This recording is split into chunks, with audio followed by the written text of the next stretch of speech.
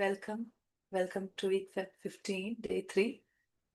How is everybody doing? We're doing the repetition for the chapters. Are you reading the chapter? Anybody can type in the chat box. Is it interesting? Do we realize that we are not learning anything new, but we are just consolidating everything at one place?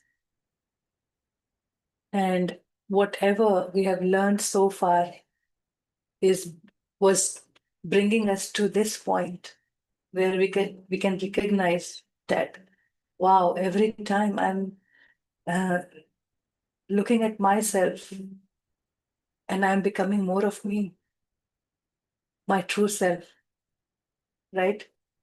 So make your own notes regarding any confusion.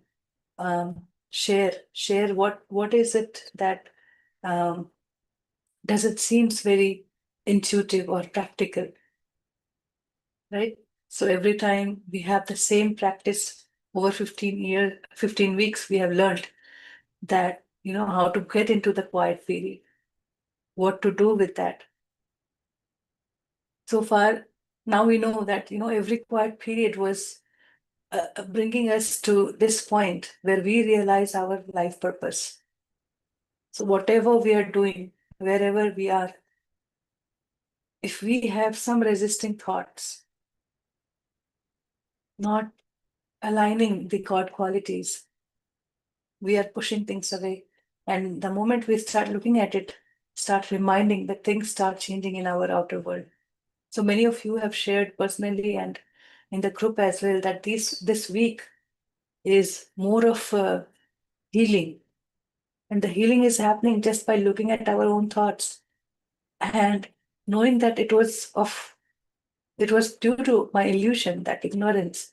And now I know when I change my thought, I change the life I'm living.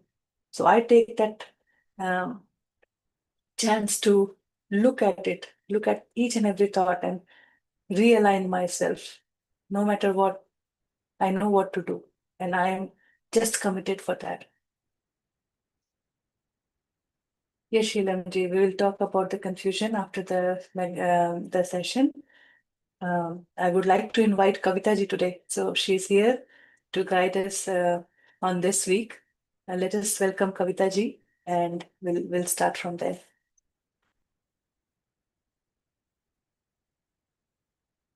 Thank you.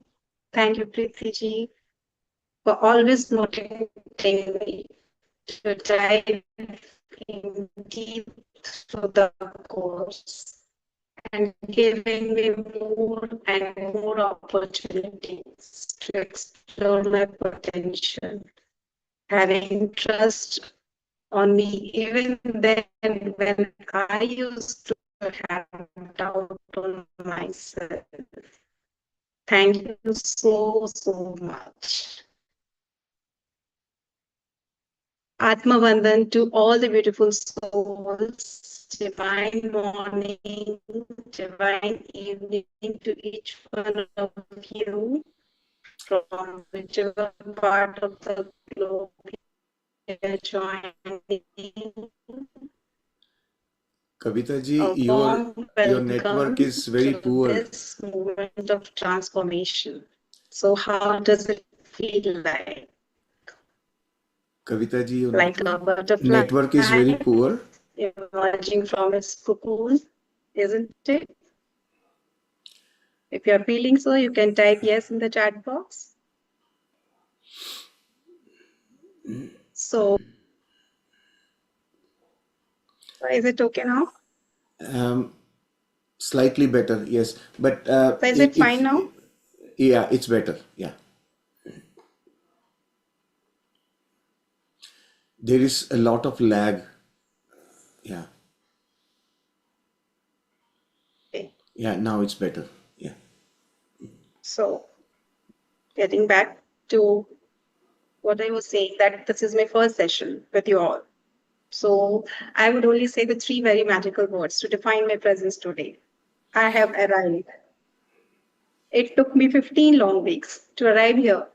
When I realized that I have to show up here also in this group, then my higher self nudged me with this thought to expand my experience as a lead in this week of achieving spontaneous right action. I claimed and accepted the guidance, and today I'm here overcoming my interfering thoughts. Sir, am I clear now? Yes, you are. Yes. Okay. So let's get back to the chapter so that I can share my insights. In the last 2 days, already the chapter has been explained so beautifully. We have practiced it well. So I hope all the steps of the creating formula is now very clear. So as I was reading this line, the first line, you are ready to break out of the womb of this course. So although I could feel the transformation inside me, as I said, I could also literally recall the pain and pleasure of motherhood that one go through when she delivers the child. She carries the child in her womb and nurtures it so much with so much love and care, and has to go through the recurring pain throughout during the labor. And then one last final push, and boom, this is it. The child has arrived to conquer the world. So the metaphor is so apt. And how silently and compassionately Babaji has given this course the place of Divine Mother. When you look back and contemplate what we have been learning throughout the course, starting from centering in the heart, feeling the love, using safeguards, protections, shielding, forgiving, enlivening the heart, experiencing the love flow, creating formulas for our new life, believing and trusting on our higher self. And as we release our claim again to the natural laws of creation, being receptive, open to receive, taking right action in the wisest and highest interest, and above all, correcting our thoughts, just like a mother would guide and upbring a child. And when now it is time for that final push, how careful she is, giving us word of caution to manifest our actions carefully by choosing correct words and practice it regularly. So, as I was thinking like this, the whole course became so alive that I could feel the presence of Divine Mother herself, getting us ready for the awakening. In fact, the whole journey of the transformation in itself is an awakening, with the realization that it is not an act of reaching somewhere. The whole course is about becoming our higher self, our whole self, and then fulfilling our purpose in life, to operate as a whole human being as God created us in His image. Earlier, we were operating like a human, leaping and chasing our own little fantasies, always in the rush of doing and doing, not caring about our being, watching others and joining the rat race in order to win without much awareness, without enough awareness that even when you win, you will still remain a rat at the end of the day. But now, when we have learned how to be, and now from that state of being, we will be doing what we are doing. And that fulfillment will bring us closer to our higher purpose, to our highest purpose of returning to being unified. When he says, now you are unified with your love and attract it to flow through you, we understand the whole game. The game is not to end up loving, the game is to end up becoming love. We are love. So, how beautiful this is. When we embody love, we are the most beautiful being, powerful being in the universe. Anything that is not love within us must die. We are here to celebrate life, have fun. Fun mode is the receiving mode. Just we have to be open to all the dimension of possibilities and let it all come to us through our all knowing intelligence. We are that all knowing intelligence. So now you don't have to chase. You will attract whatever that is in your highest and wisest interest. You no longer need to be anything else. in 4 stanzas, he has said in a rhythmic, in a poetic form, no longer need you worry about what is the wisest course of action. No longer need to experience loneliness or lack of love. No longer need to experience pain. No longer need to experience anything but God's qualities. No longer you need to be anything else. You are unified. So beautifully, he has written, given us this lines.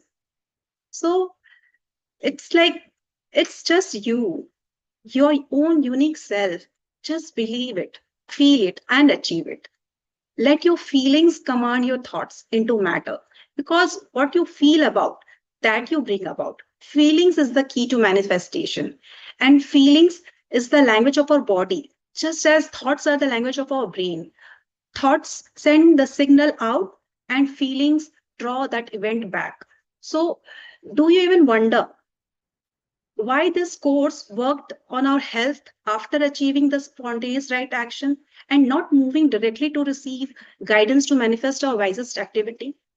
In between he gave one chapter of manifesting perfect health, because an ill and pain body can't feel anything else except to heal that pain, to get rid of that pain.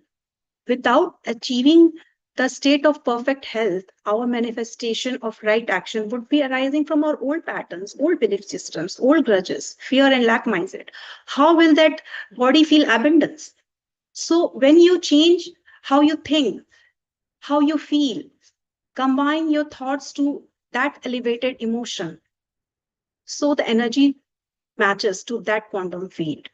So, if you want to manifest abundance, then the emotional rewards of that abundance is the feeling of freedom. So, you have freedom to do whatever you do, wherever you go, but you have to teach your body how to marry the thought of freedom. You don't make things happen, you hold that vibration to happen. If you can see things in your mind, feel it in your body, and then you hold that thing in your hands. That's how thoughts become things. So, in order to feel abundance, we have to match that frequency, to raise our vibration to that quantum field, call it unified field. Because that field doesn't understand our outer speech, what we are saying. It only understands the vibration of our inner world. So it was important for us to first unify with our perfect health, to break that vicious cycle of negative thoughts, as each individual thought carried emotions of pain, lack, failure. And in the map of consciousness, the emotions in which we are vibrating in, that becomes our reality. So each thought, uh, here he says that each thought they have, they have a life of their own.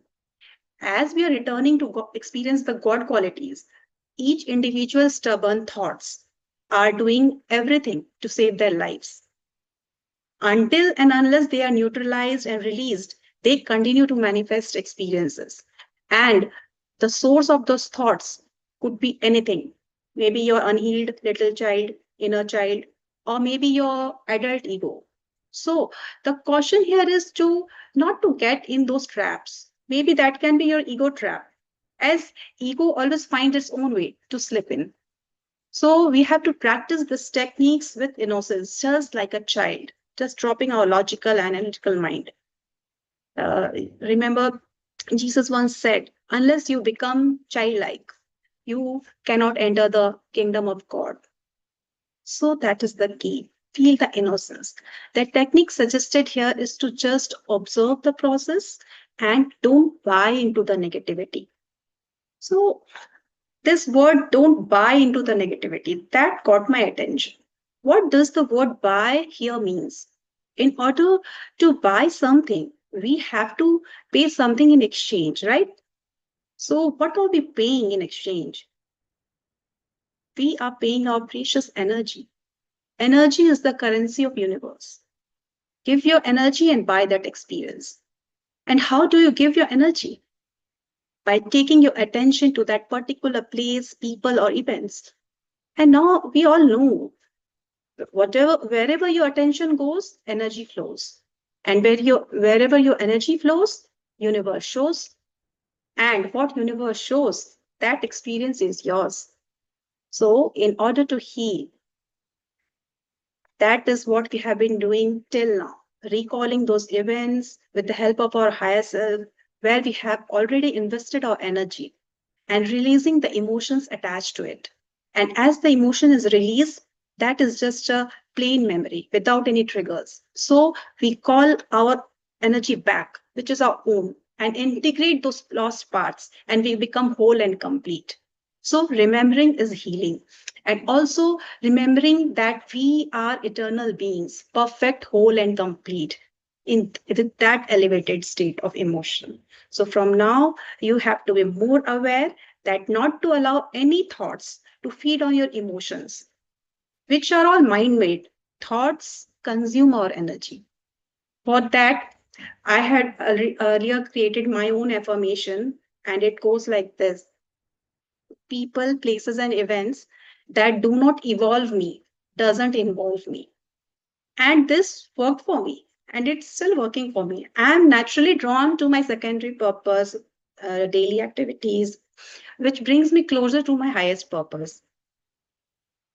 No more watching others, no more rat race, just involved in my own activities. And if by chance I do get indulged in unnecessary foolish actions, that almighty force that take care of that. I am out of that scenario, simply out of it effortlessly. Life has become so easy.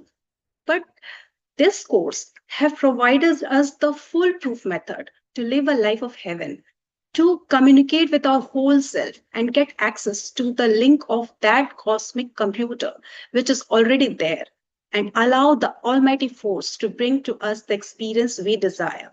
We just have to return to our God qualities and make our life more fulfilling, more successful, and more satisfying. Even though we are given the free will, do you think now, understanding this whole game of matrix, this Maya, how it works, you will dare to use your free will? Moreover, he is saying that if you use your free will, there are a number of spirits to dominate your free will and take over every aspect of your life. So, yes, you can, but if you're using your free will, use it with all the safeguards. You can always choose a middle path. Enjoy the material world with that state of elevated emotions, still remaining detached to everything. And then it will be fun, more like Leela. So instead of wearing the mask of spirituality and feeling that, oh, I am a spiritual person, I can't enjoy this materialistic life. So you are again in that ego trap. So whatever is your secondary purposes, fulfill it first. And then that will only lead us to our highest purpose. So whatever are your hobbies, recreational activities, whatever you have desire to do it, but haven't done it due to some or the other reasons, just we have to open to pursue it now. We can do it. We have already seen the consequences of free will in our previous birth, just before this course. So now, after rebirthing through this course, we would better use all the techniques regularly and carefully. So, friends, let's create a masterpiece of our life as a co creator. And with this, I end up the summary of this topic because it is so vast. The more we read any chapter, something happens each time. And yesterday, Neha just already explained the quiet period practice very clearly. So I don't want to get you confused by again talking about those steps. If you have any confusion, you can ask, or better go back to the recordings. So it will be more easier for you to understand if you're missing out any steps. So I'm almost done here with the sharing my insights. Shailesh or Preeti ji, if you want to add something, else we will move No. on to the practice. Oh, you did an excellent job of explaining. Thank you so much. So much new perspective always comes, right? And your wisdom has poured in. That's a beautiful part of it. So thank you so much for adding to what we always talk about. Your viewpoint is precious. So thank you so much. Let's go further, and then at the end we will look at questions. Thank you. Thank you. Thank you, sir. Do you want the music? Yes, sir. So please Okay. go ahead with the music. Okay.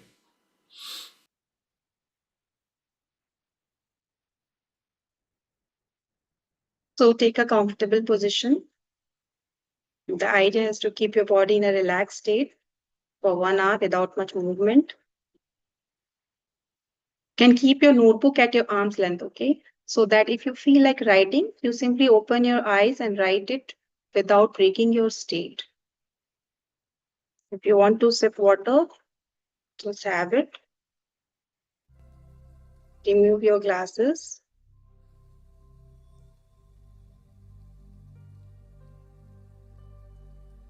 Close your eyes.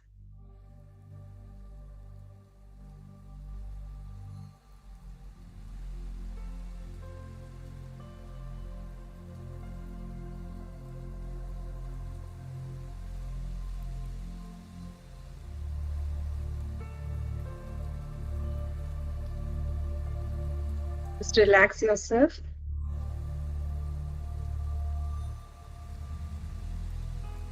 As you settle into this space of stillness,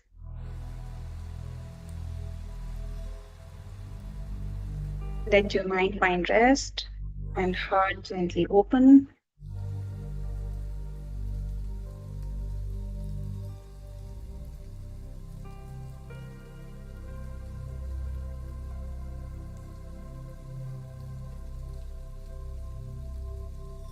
Dropping all the thoughts and worries into this stillness.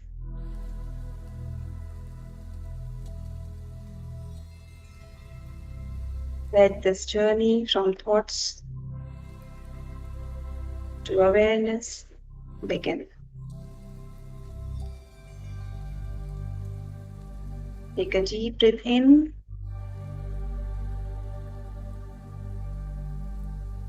and exhale slowly.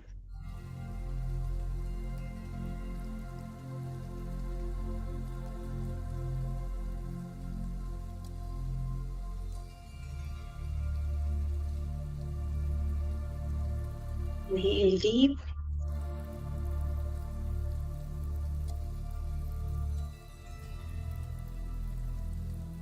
Deep down to your belly and exhale slowly.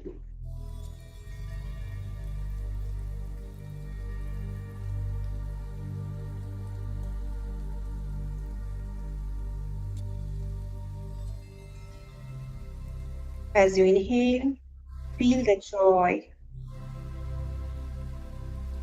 joy in your abdomen.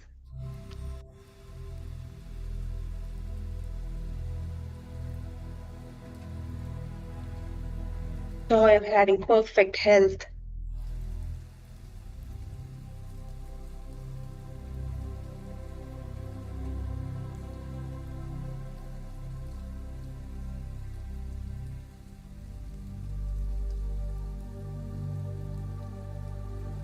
The process of which already started at a subtler level.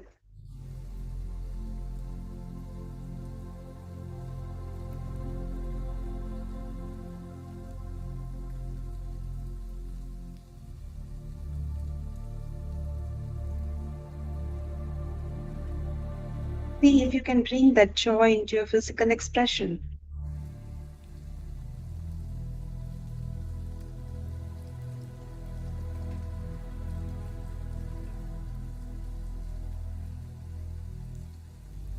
How would you feel with your perfect health?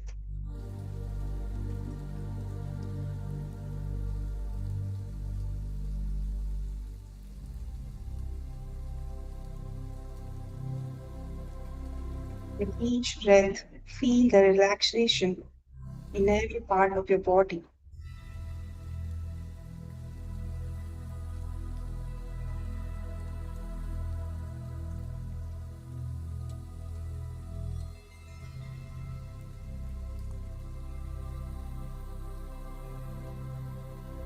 The rise and fall of your chest.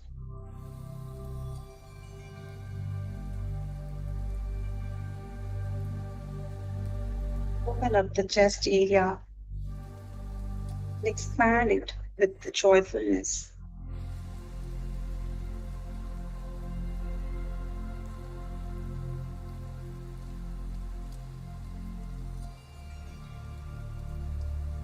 The natural rhythm of your in breath and out breath.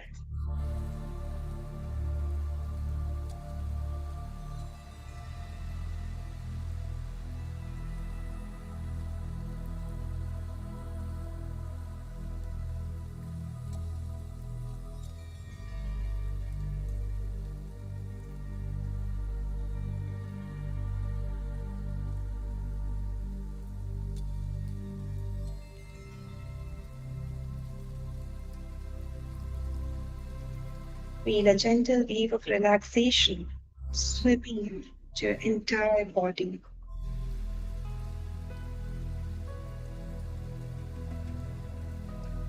And with each breath, feel the sensation of joy following the relaxation.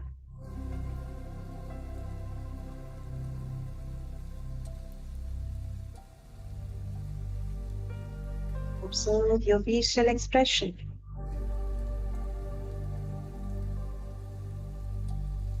Are they mirroring your joyfulness?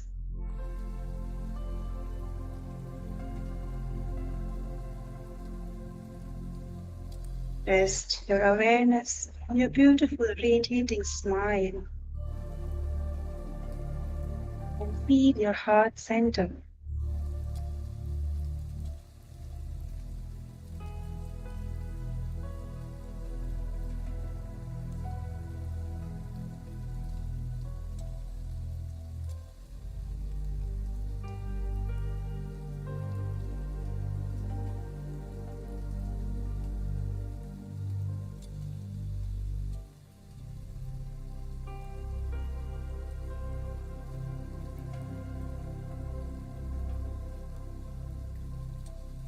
And let this radiance spread in your whole being.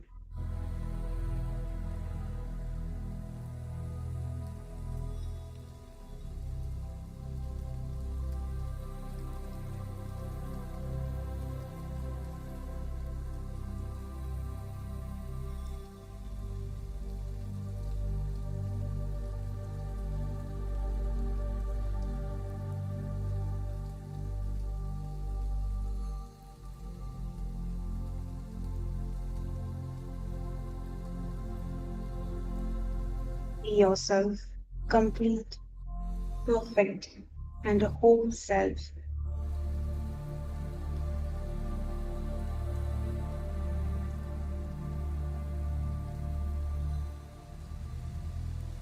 Let your aura shine even more.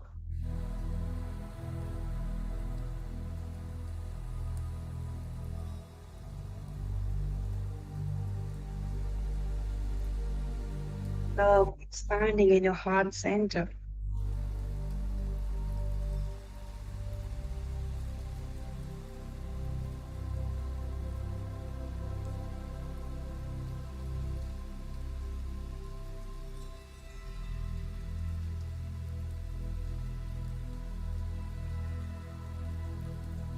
This moment, ask your higher self to help you, guide you, clear your aura, all uninvited influences.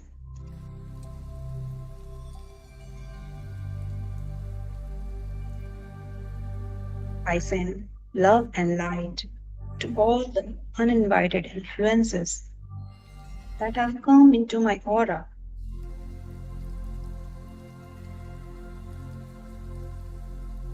Each one of you is whole and healthy. Each one of you was created as love and light, and you're still love and light.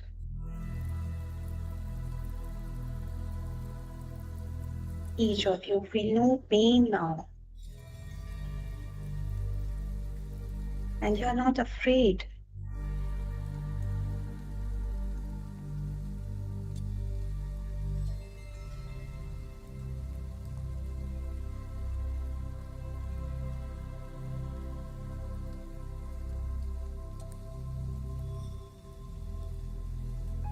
Each of you has a perfect place to go. And I ask my higher self, take the name of your higher self to take you there to that appropriate place now.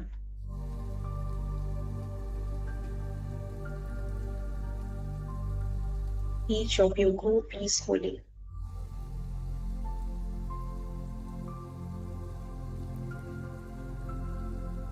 I close my aura,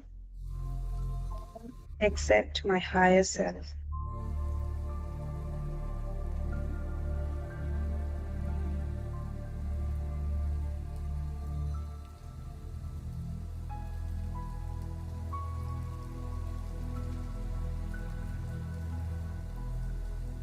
I send love and light to all the thought forms around me.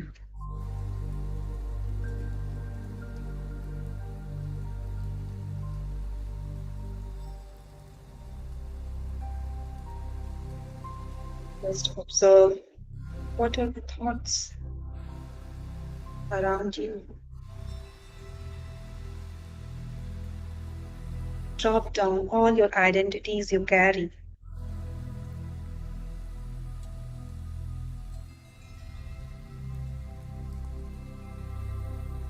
Your name, your roles, your positions.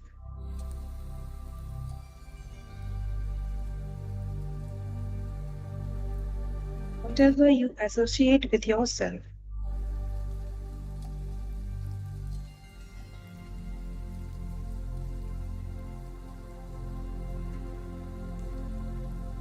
Am I the roles I am playing?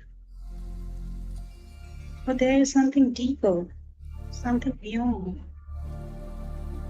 Why I am here?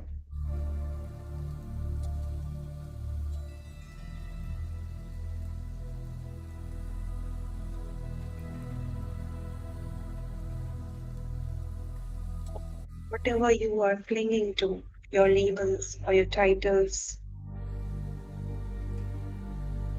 let all the thought forms dissolve.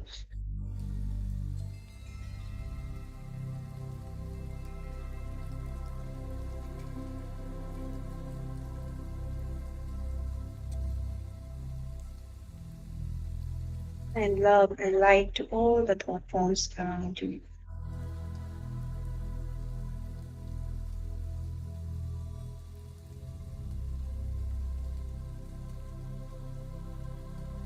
Breathe in,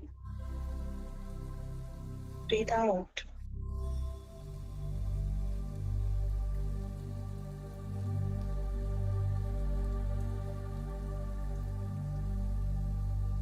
Let breath be your constant companion, grounding you into the present.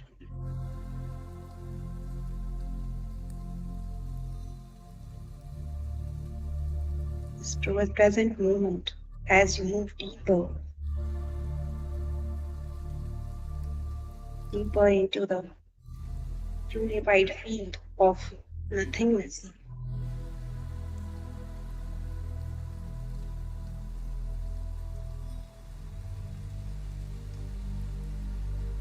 In this moment, ask for the signal from your higher self to confirm the communication. My dear higher self,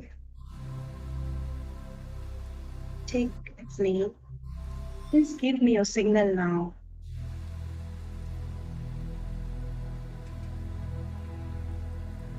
Wait for the signal.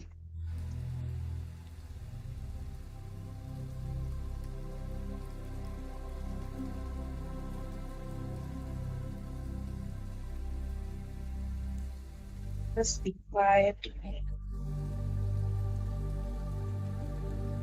There.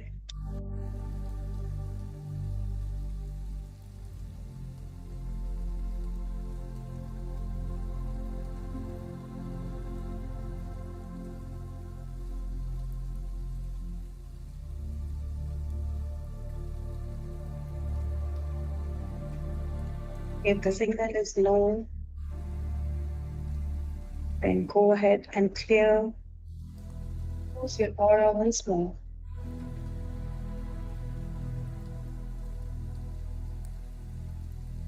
Send love and light to all the thought forms around you. Again, wait for the signal.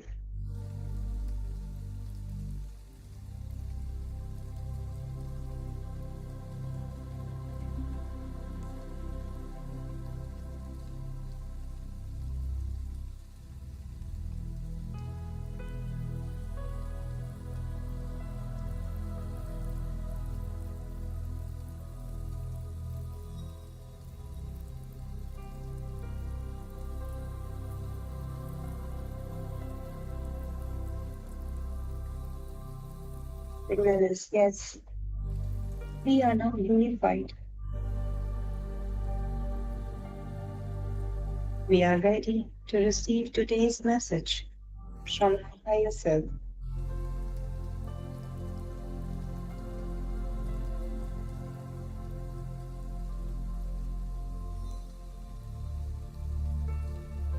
We are ready to say our creative formula.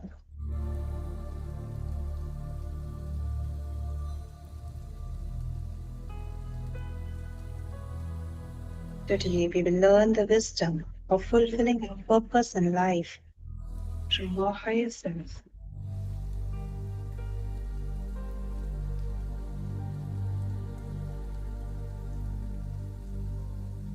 Repeat this formula by yourself. God and I name and accept the thoughts of fulfilling my purpose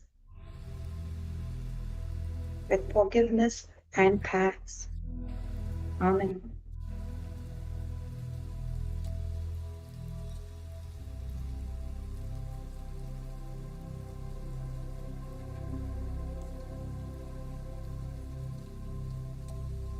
God and I name and accept thoughts of fulfilling my life purpose, forgiveness and thanks. Amen.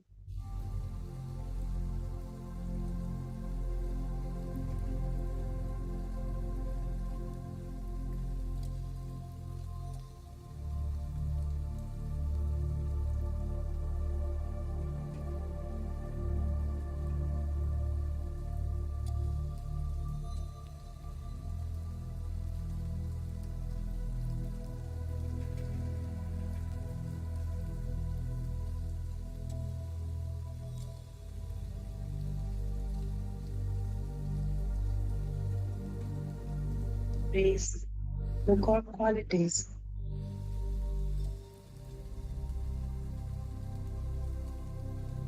God is love. God is light.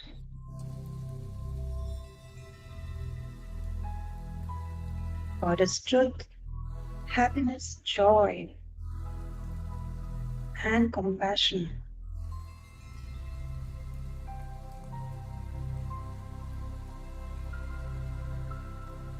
God is omnipresent.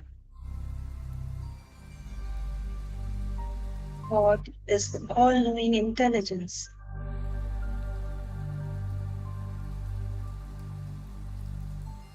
God is perfection. God is peace and gentleness. God is infinite energy. God is prosperity. God is without judgment.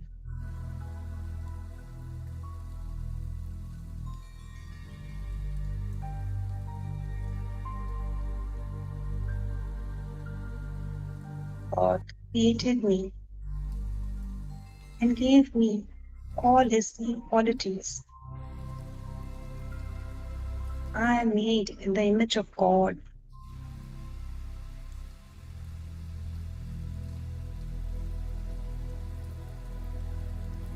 I have all the qualities that God has, and I am one with God. Therefore, I am love, I am light, I am truth,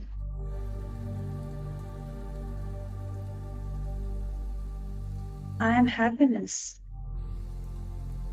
joy, and compassion.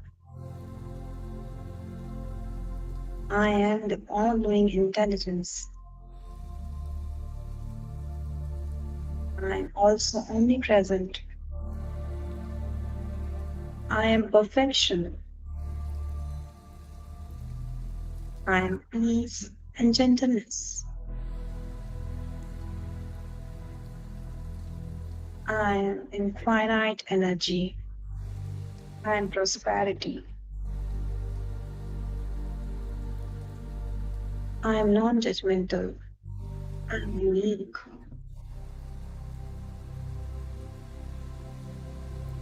I am a creator in the image of God.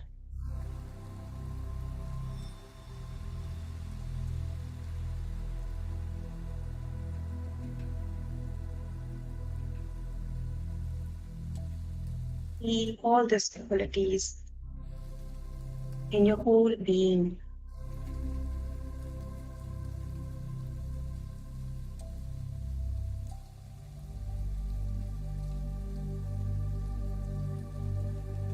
I claim now that I am fulfilling my life purpose in my life and accept manifesting fulfillment of my life purpose.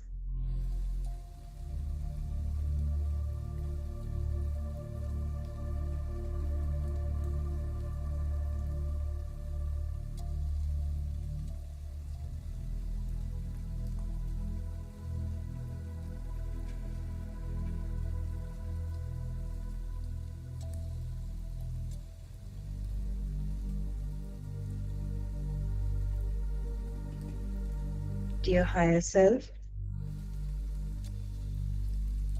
it's me.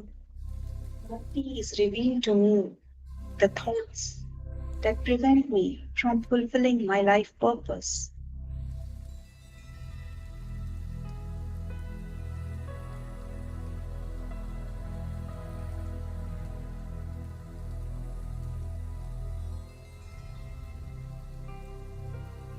Reveal to me the thoughts that prevent me from fulfilling my life purpose.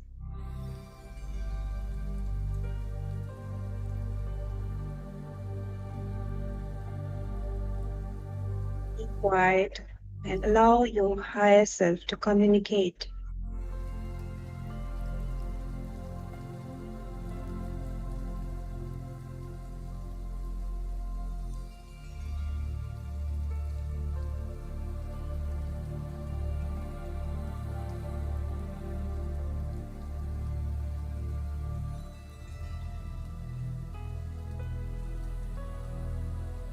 Ask, please give me my thoughts of not trusting myself, feeling limited and discouraged by others.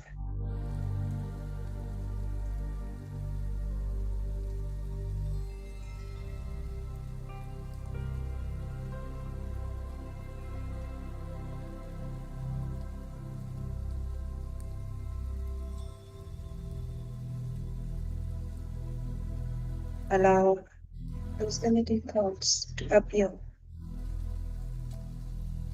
Whatever appear, let it appear by itself. Do not analyze.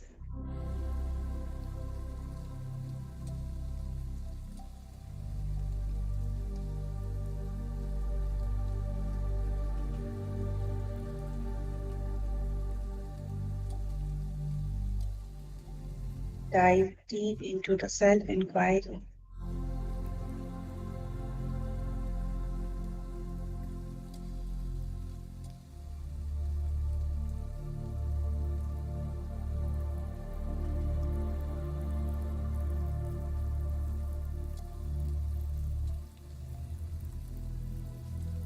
Thus between you and your higher self.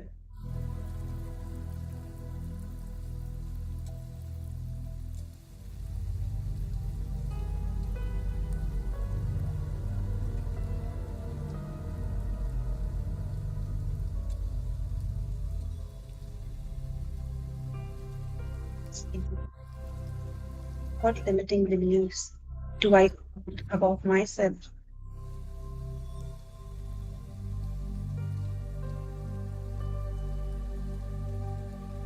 Where in my life am I playing small?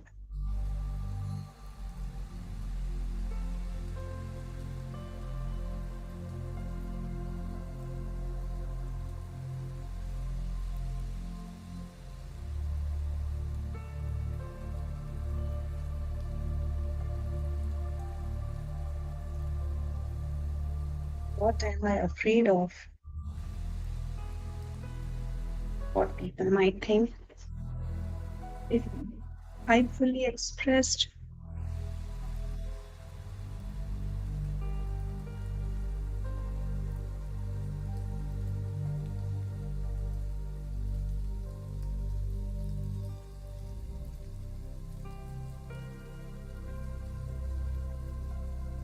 what we feel that I am not good enough.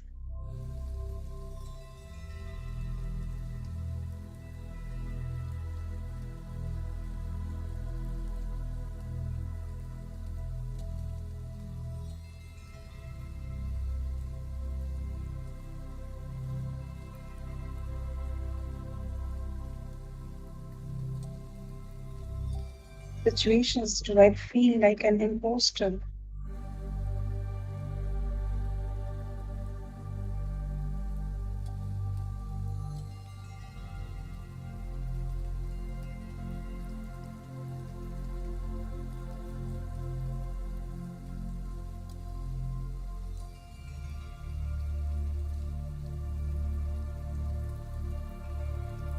Where in my life am I staying in my comfort zone instead of growing?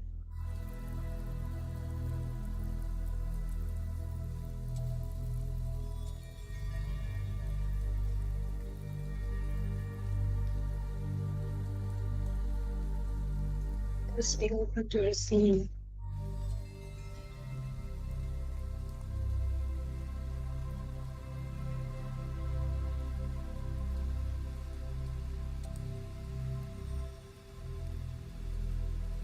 Thoughts immediately make me hesitate when I think about pursuing something meaningful.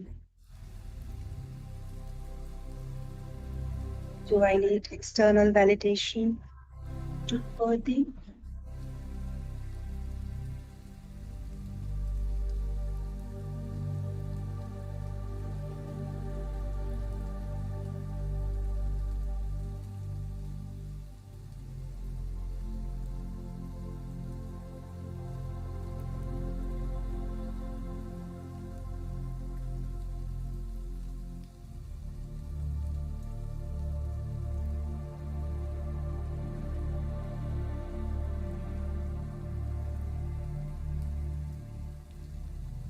Is it too late for me?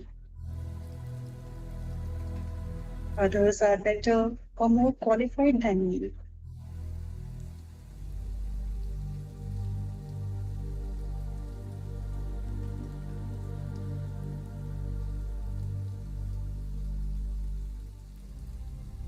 There are those interfering thoughts. I don't deserve success or happiness.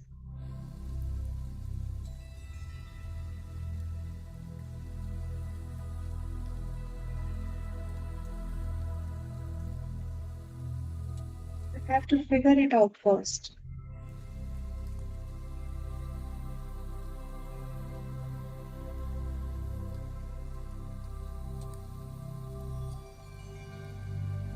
If I fail, I'll be ruined, stuck.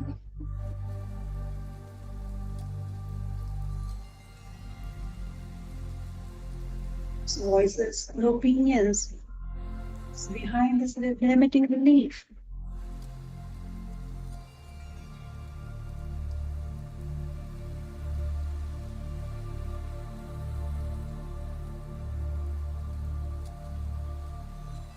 Past experiences might have shaped this belief.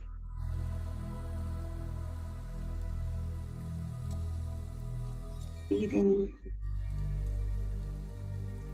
breathe out. Let it appear itself in the form of images or messages or feelings or impressions. In whatever form those thoughts convey,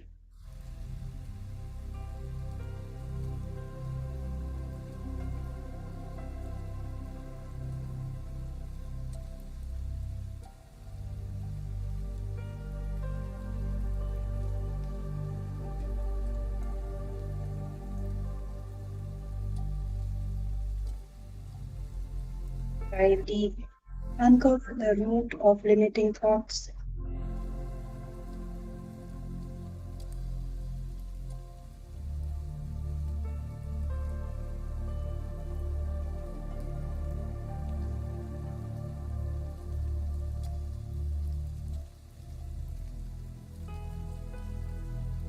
What am I protecting myself from by holding on to this thought?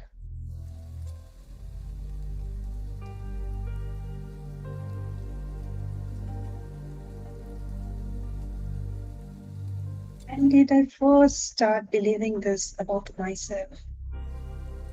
Am I this?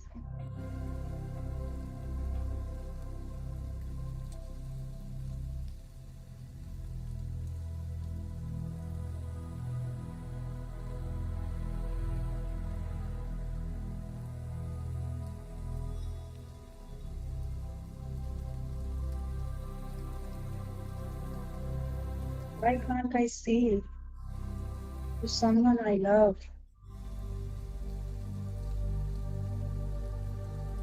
what beliefs do I hold about myself?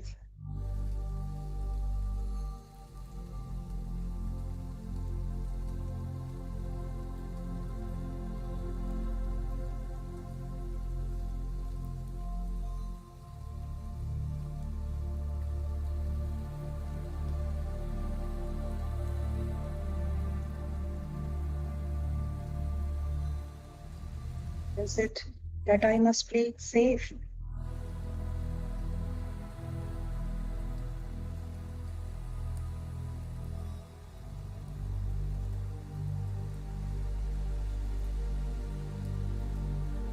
Is it the comparison with others?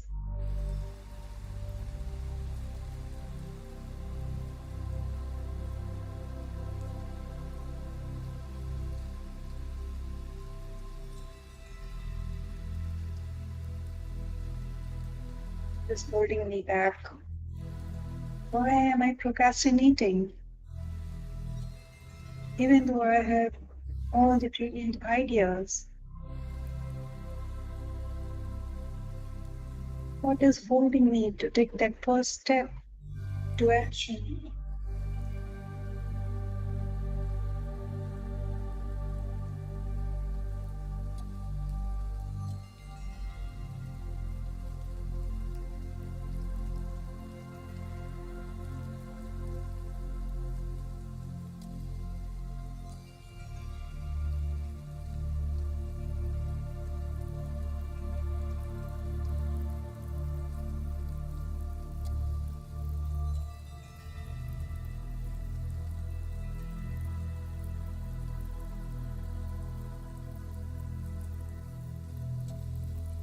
Responsible myself,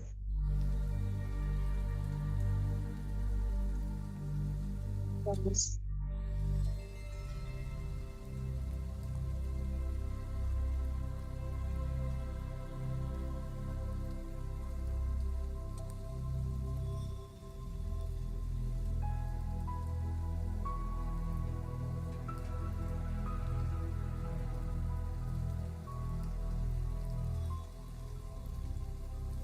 fear.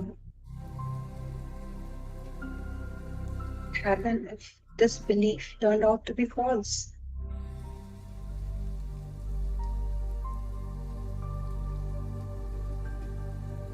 Does it still apply now?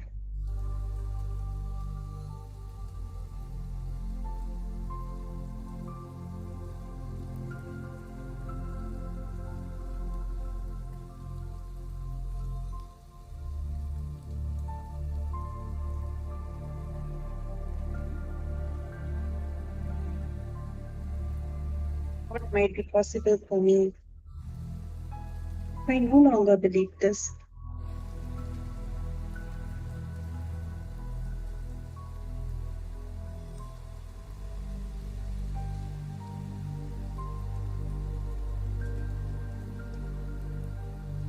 The layers,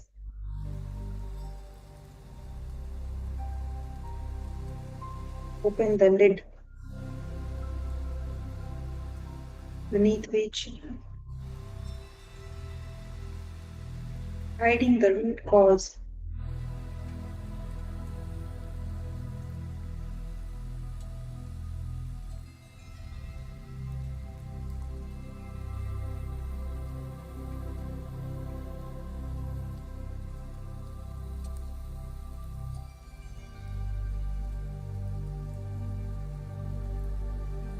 Let the God qualities hold you, give you strength,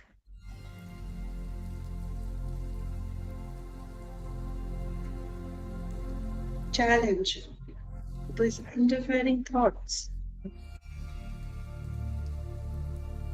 and reframe it.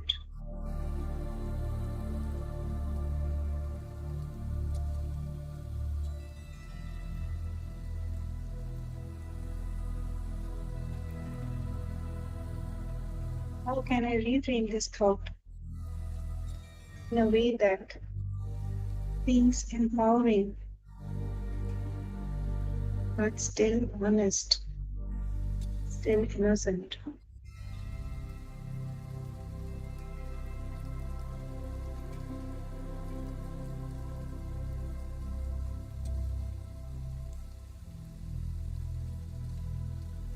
Ask guidance to take purposeful action in your highest and wisest interest.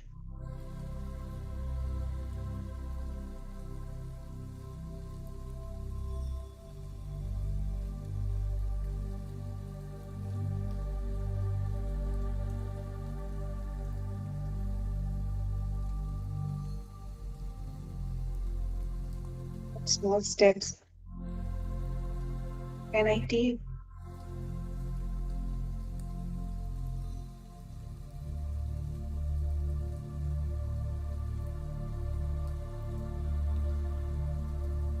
towards something that I care about?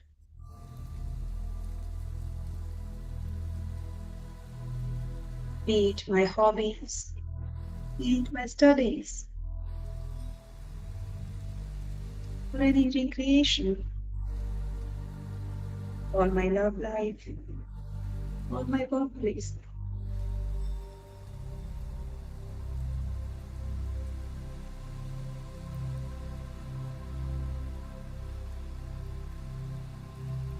Small steps can I take today?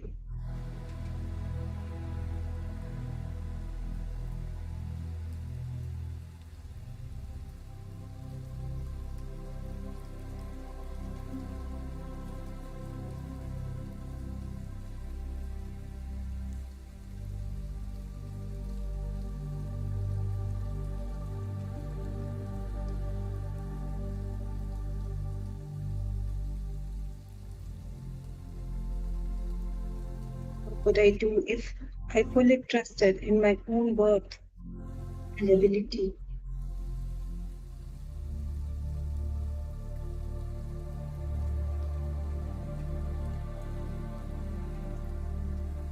What part of me is asking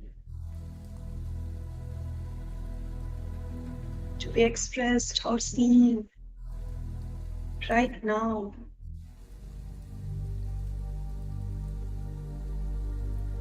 What value I want to share with this world?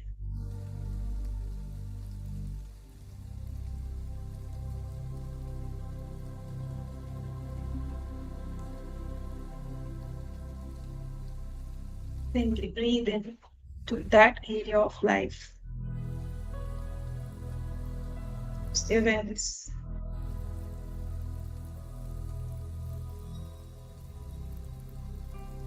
Release those baggage of emotions you had been carrying so long, for eons and eons.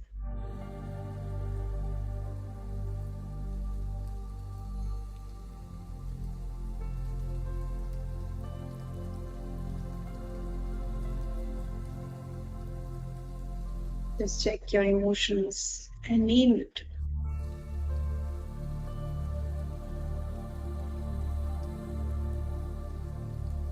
Neutralize it.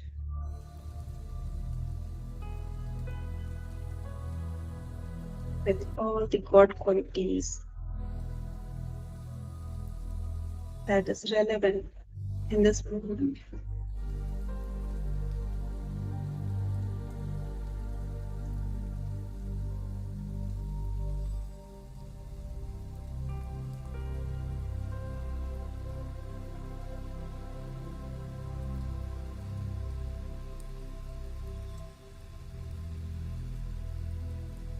I heal myself and release the thoughts that people stop me.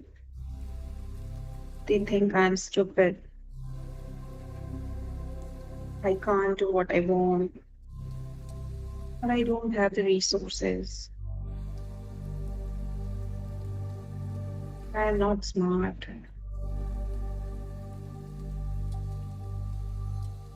I choose to release these petty thoughts and heal myself deeply and completely.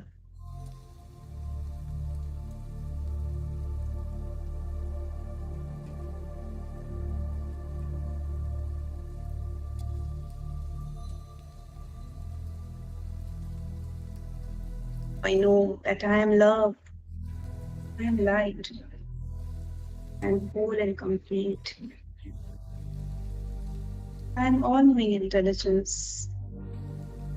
I was created perfect.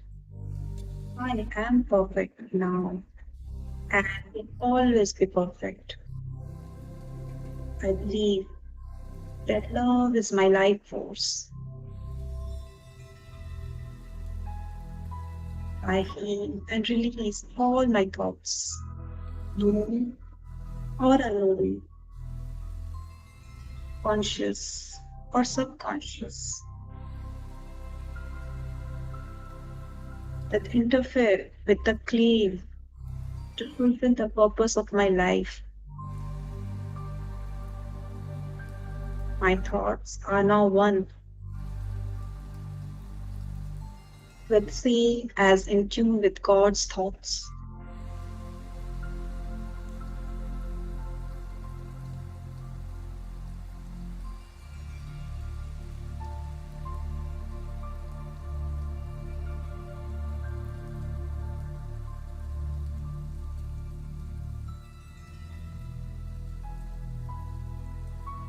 I recognize that no one can hurt me without my invitation.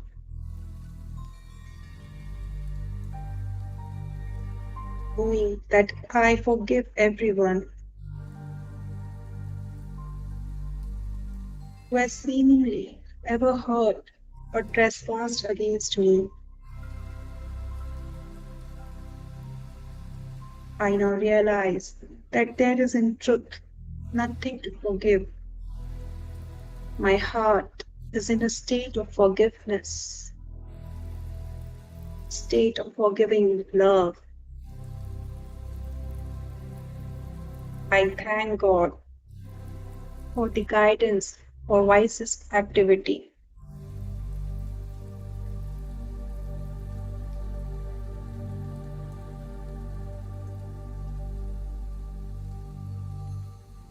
I leave this claim to God and the natural laws of creation. My claim is now created. That is the nature of natural law. Amen.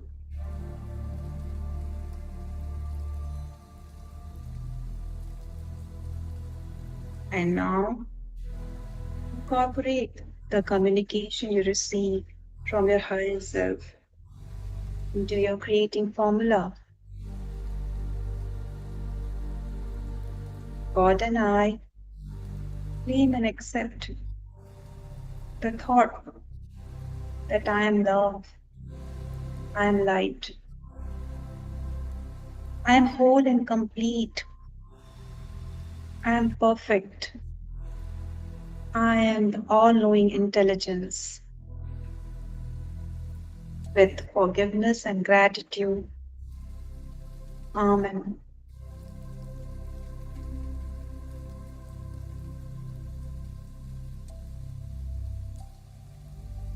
And now ask your higher self, have I understood the wisdom correctly?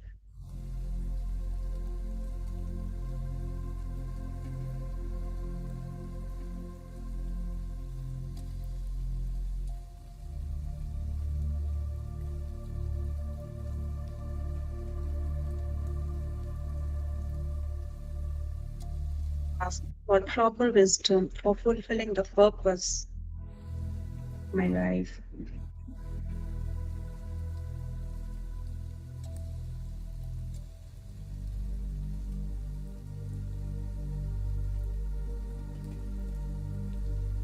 Wait for the signal.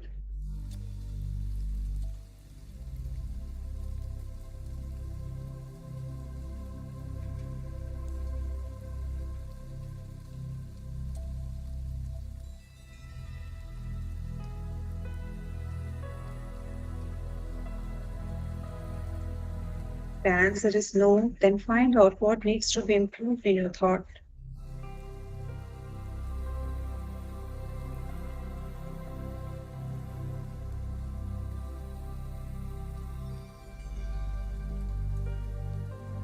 Just be open to receive this wisdom.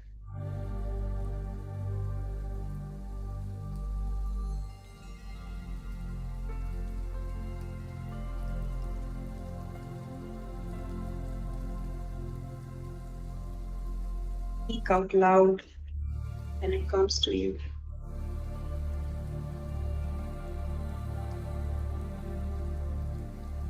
If you like, without breaking the state, gently open your eyes and write it down, or you can write it later.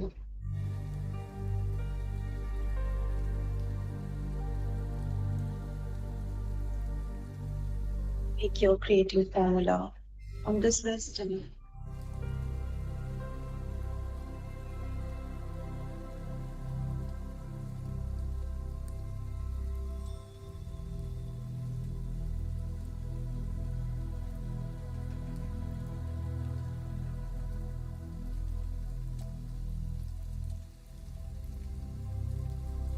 Say words of thanks to your higher self for the guidance and love.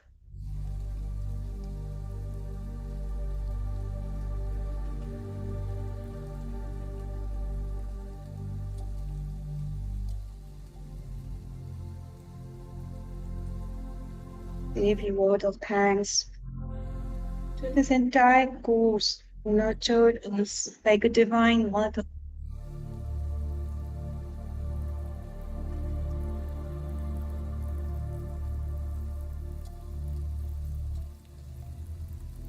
Say thanks to Babaji, who is holding our hand and guiding our path.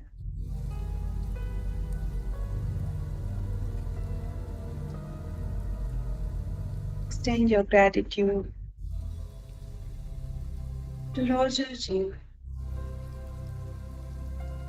beautifully compiling course.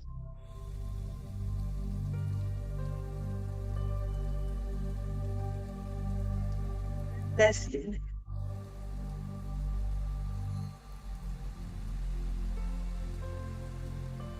Transmit your energy of love to our universe.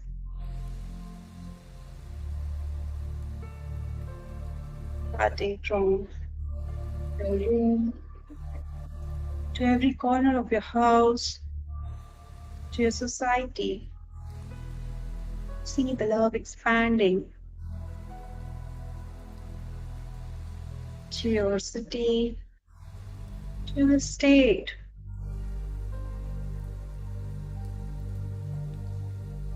the entire country, and the whole globe, to Mother Earth. Let that love permeates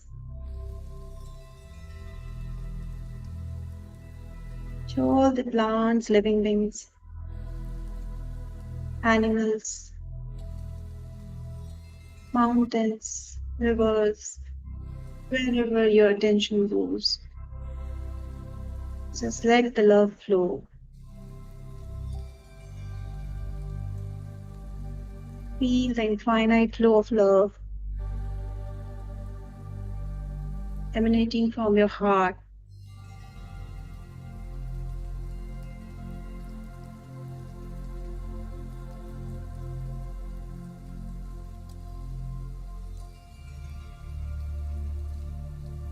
You are the creator.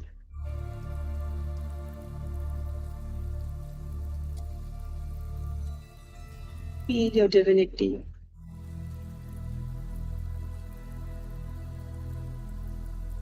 Once again, close your aura to all except your higher self.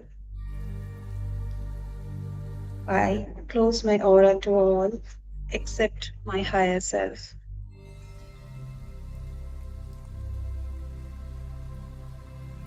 And now you are ready to return, to break out of the new womb with all the tools and techniques ready in hand. Slowly and gently bring your awareness to your new body and feel your rebirthing. Yes, you have arrived. Welcome to the new world and new environment.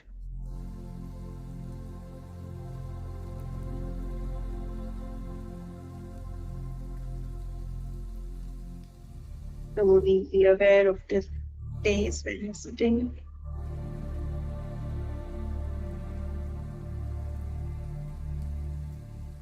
Just wiggle your hands and toes. Put your palms on your eyes gently. Open your eyes beneath your palm. 5, 4, 3, 2, 1. Take your time. Let it all integrate.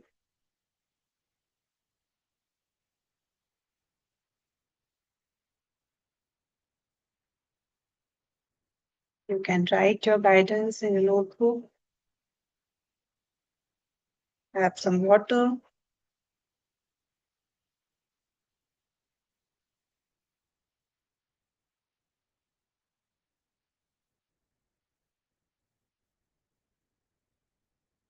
Thank you, all of you. Thank you. Take your time.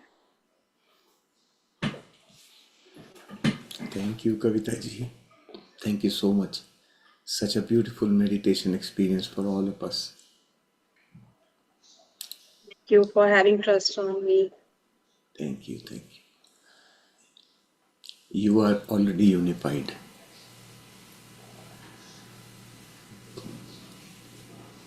I'm learning each day from your senior masters. Yeah. We are all growing together. Yes.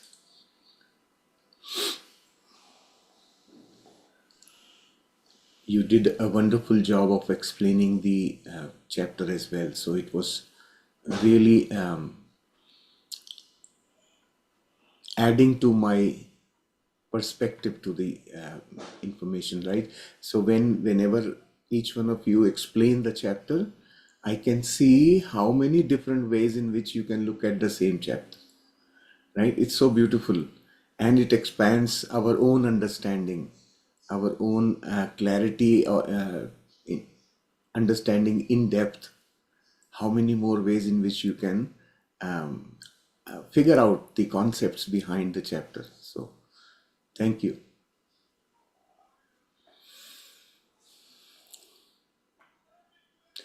Thank you, Kavita ji. I loved the way you guided for the purpose.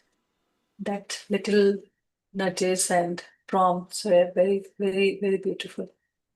So that is the uniqueness each one of us we bring when we open up with our own life experiences. We guide, and it helps us in many ways to look at life. Wonderful. Thank you. I don't know how many of you remember Kapil Dev from the days of cricket. You know, Kapil Dev, when he appears as an opening batsman, on the first ball he hits a sixer, right? So that is what Kavita ji did today. I thought you are going to say some story behind. You, sir. My Thank you for this much appreciation. my examples are always like that. I just want to bring joy to the experience of the program. Always we need to be in that state of joy, right? When we begin to see the attributes of God in everyone, we can find out the best of everyone, right? So that's how we experience joy and love. Yeah. Without joy, we can't feel love. If you have to feel love, we have to be in that joyful state. You can't be sad and say, I am love. I am love. I have to be happy and joyful. But to me, joy is a outcome of being in love, right?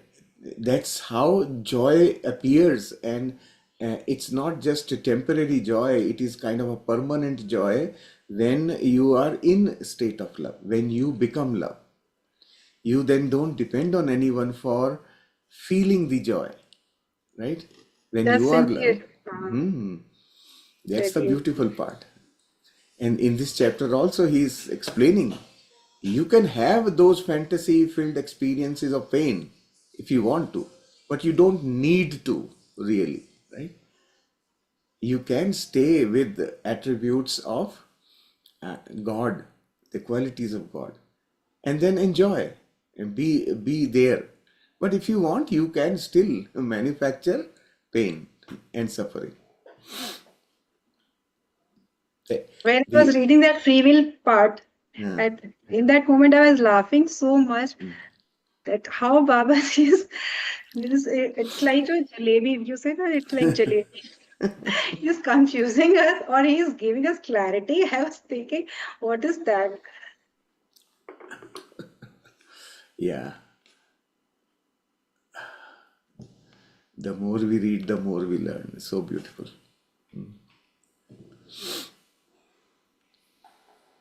Thank you so much. Anybody would like to ask questions? Just letting you guys know, I am not rushing you up, but Kavita ji has to go for her personal engagement. So if any questions you want to ask from Kavita ji, you need to do it now.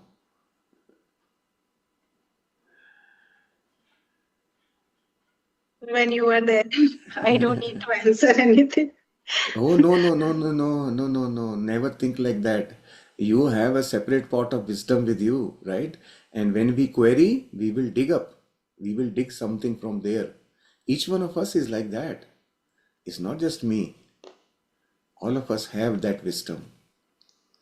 And I am always waiting. I am always curious. I am open, learning from everyone. It is a beautiful thing.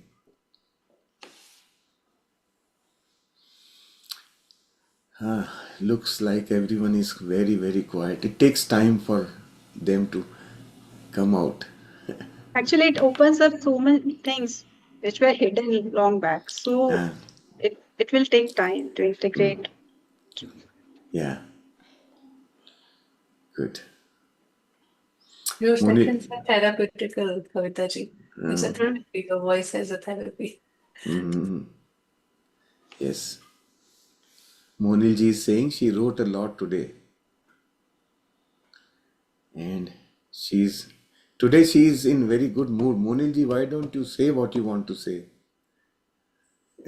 She says idli brings so much joy when you express your love for idli.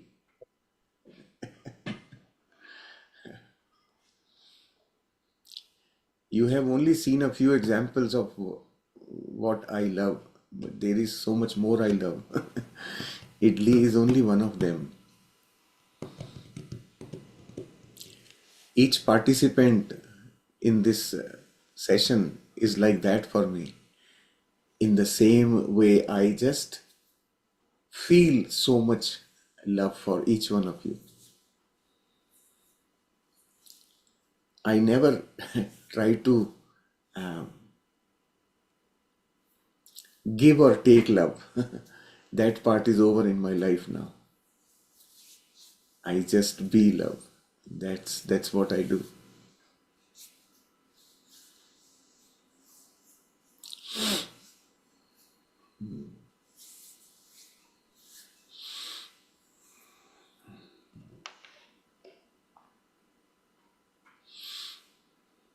Kavita ji, you can go if you feel like. I mean, you So had yes, time to. Yeah, sure, yes, I have to sure. take a leave. Thank you. Yes. Thank you so much. Thank you for Thank you, giving Preeti us. ji. Thank you for And thank giving you us for this this group beautiful. consciousness. The energy was so high. Thank you. Thank you, Thank Kavita you. ji.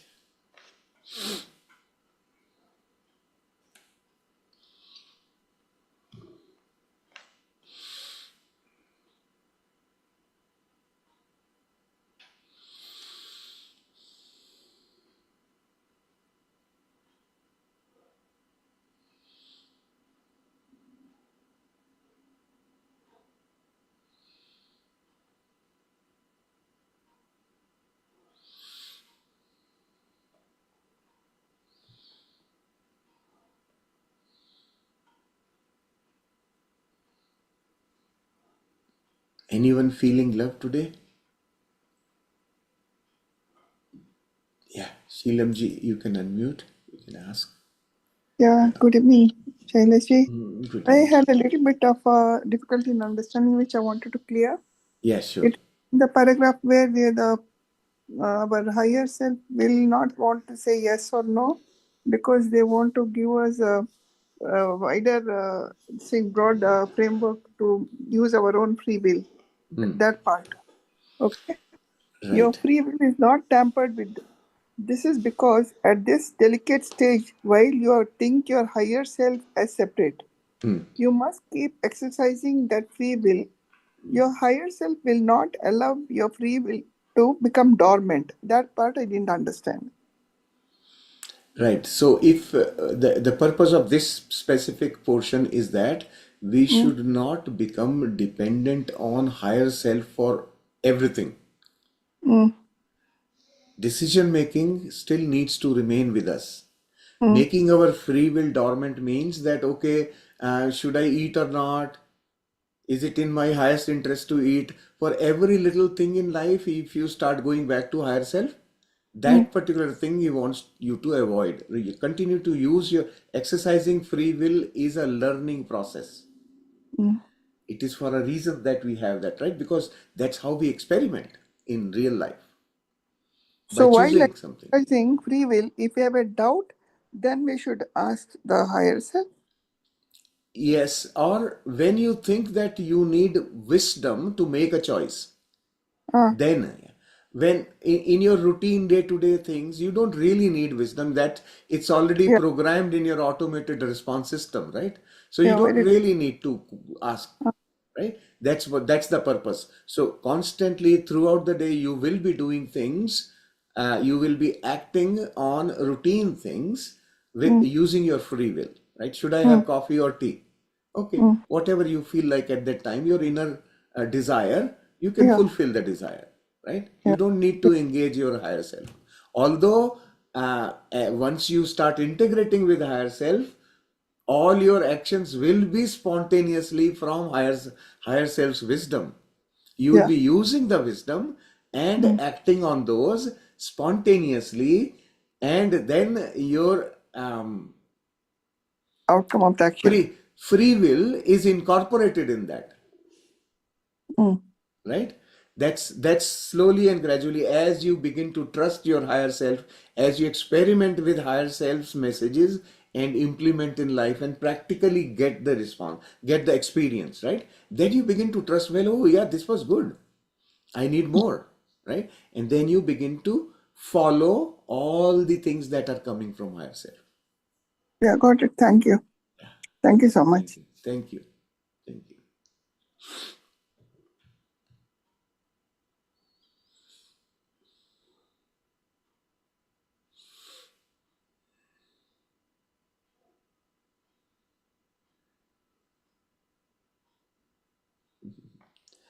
Yeah.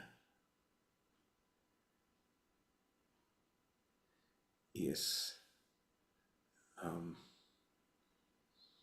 I missed some of the communication here, so just catching up on that. Sandhya ji is saying, but everything is so dependent on our perception. Yes, absolutely. Our perception is what in this book Babaji is calling is fantasy. That is the fantasy. Our perception. So to let's say, what is perception? Think about that. What is my perception? Perception is the composite information that I have created from information which my five senses have fed me, right? So I'm receiving information from my five senses, collecting them at some place, and then interpreting it. That interpretation that comes out of that is my perception now, right? Perception is what, okay, this is how I have perceived things to be. Okay, I will unmute you. Yeah. Okay. Can Yes. you hear me? Yes. Yes. Yeah. Okay. I was just thinking, see, it's not only my senses, it's also my conditioning. So my Yes. subconscious mind too. Yeah. Yeah. Yeah. And that is going to make a major difference. Oh, absolutely. Yes. Yes. That So is that just now when you, So when yeah, I said perception part is that when you gather information, so all the sensors, your five senses are the sensors, they bring information, right, to one place. You make a composite information out of it using interpretation within, and that interpretation comes from your conditioning, right? That's the basis. How you interpret that information is your conditioning, right? Your belief system, your conditioning, your experiences so far, all put together are going to interpret that information and give you an end result. Well, this is what I perceive. So you perceive threat from something is based on your conditioning, because your conditioning says such of these things are not good, right? Then your experiences, oh, the other time this happened, this is how I felt, that will get added to it. And then you will come out with a conclusion, this is a bad experience, this is not good, right? So that interpretation is the end result, that is the perception. So you perceive a threat,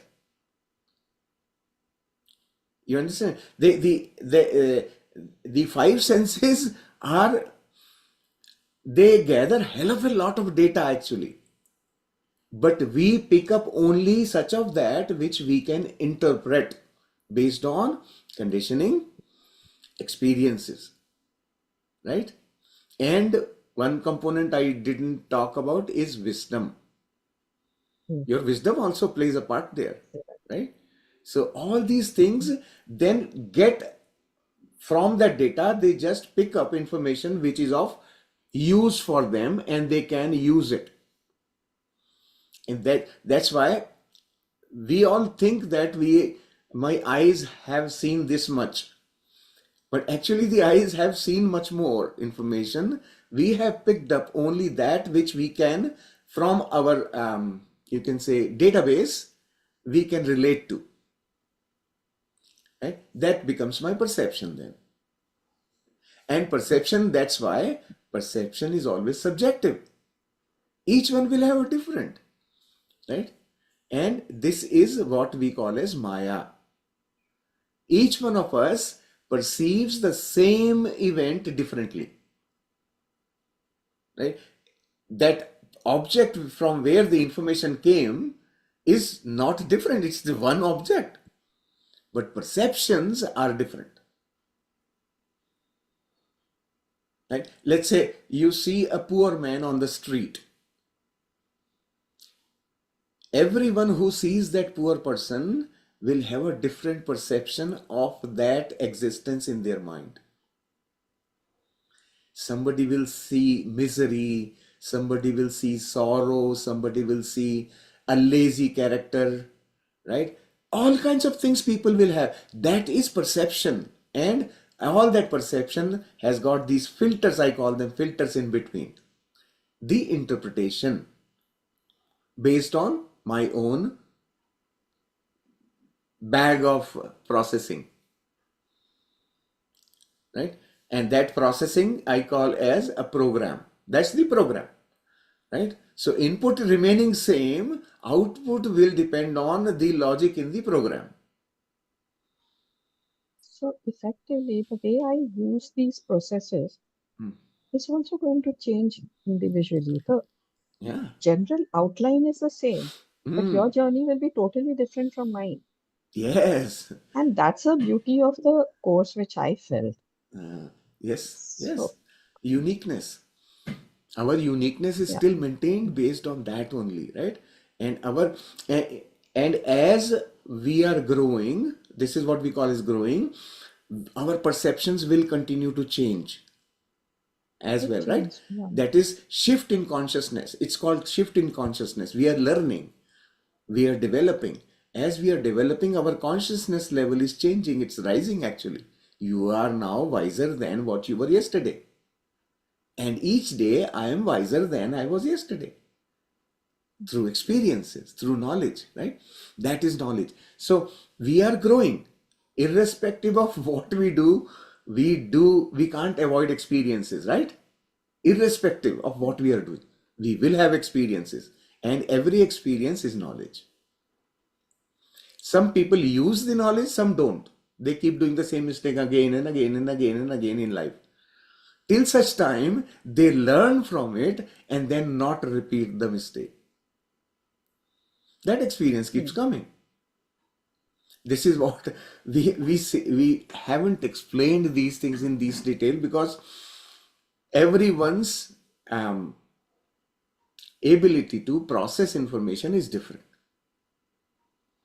So what is the, when in spiritual parlance people say, well, all the experiences are teaching us a lesson, and unless we have learned the lesson, they won't go away. Now, what is the meaning of learning the lesson is learning what happens, basically figuring out that experience. So if you experienced suffering from a particular action, if you have learned, well, okay, this action is really bad, then you will not repeat the action automatically. You have learned. But if you haven't really learned, you thought, well, okay, chalta hai, right? It will come back again. Next time you say, well, oh, I did the same thing earlier, I had the same problem. Now again it has come. Let me not repeat it. After second experience, you may learn. And like that, people, and then think about people who smoke, for example. They keep repeating, till such time they have finally figured out within them, well, okay, this is causing me the problem.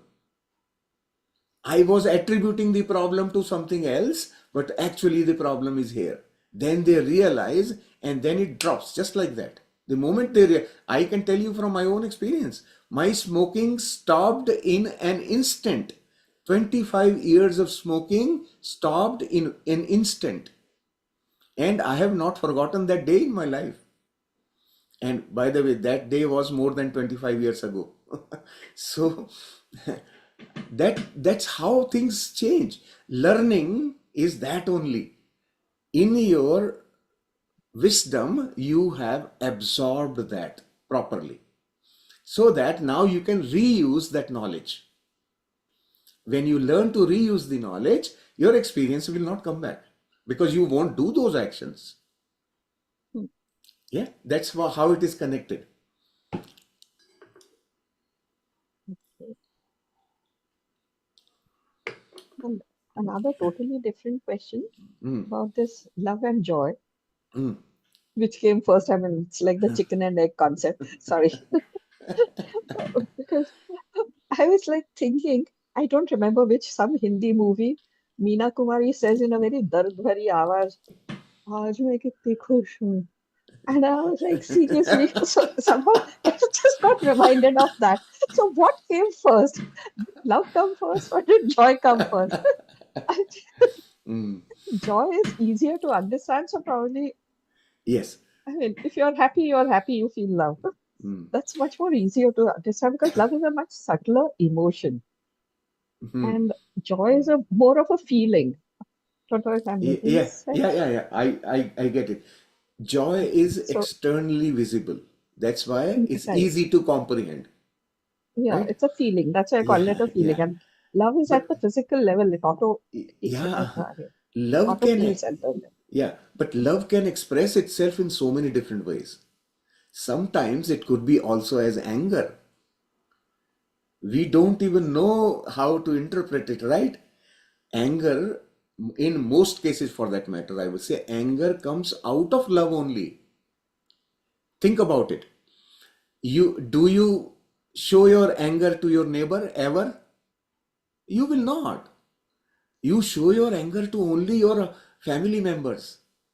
Because of expectations. And the expectations are connected with love only, right? That With bond, love, that yeah. relationship. It's the basis of that relationship is love, right? Hmm. So anger, the root of anger is embedded in love only. Okay. Right? You won't, on the street you see an unknown person, you won't show your anger there because you don't even have love there, right? That relationship is not there. You don't relate to a stranger with love. We are now learning, of course, we are now learning that experiencing love even from strangers is possible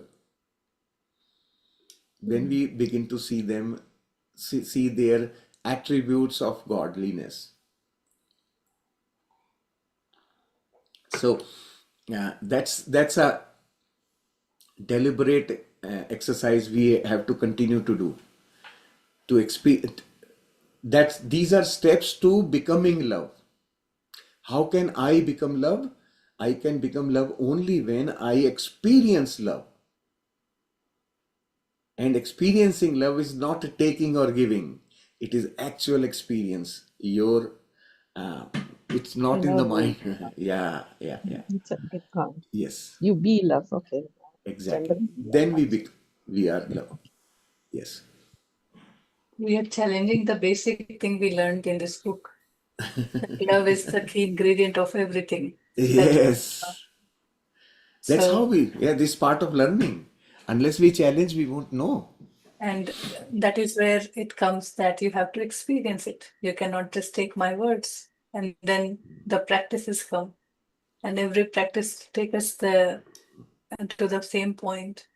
That nothing in this creation can happen without love. Two human being cannot create a third human being. Two birds cannot create another family of birds. So that is where uh, it's the open, what do you say, that hint is there, right? And everything is an expression from that nothingness, everything came. So it's an expression. So everybody, everything is trying to express itself. And that expression happens with love. The expansion happens with love. That brings joy when we connect. We meet here. We all are sitting in our own shell with love. But when we connect, we talk, we exchange, we share that love. That is joy. It brings so much fulfillment, that yes, I am practicing this and this is what I'm becoming day by day. And when I come here and I hear from you all, I see that brings a lot of joy and everybody can experience that. Yes, absolutely. Here, Vandana ji has written Yeah. a very beautiful perspective now. Think about it. What Vandana ji has written. But drivers express anger to strangers when they overtake or do not follow traffic rules. Right? And this is real, right? We see it every day on the road. Road rage, we call it, right? Now, think about it. This expression of anger is a provoked anger. Something provoked my anger, right? Now, this provocation is based on love only. Think about it. When someone overtakes or does not follow traffic rule, what did you perceive inside you? You perceive threat. Threat means danger. Somebody has acted on the road in a way that it is dangerous for others, and you don't want anybody to be injured. That is coming from love. That's why you express your anger. Well, why? How? These people don't know how to drive. They are a danger on the road. That's why this is coming from that. The root is that only. But yes, to a stranger, you will feel anger. You can feel anger, but it's not always like that. It again depends on your state at that time.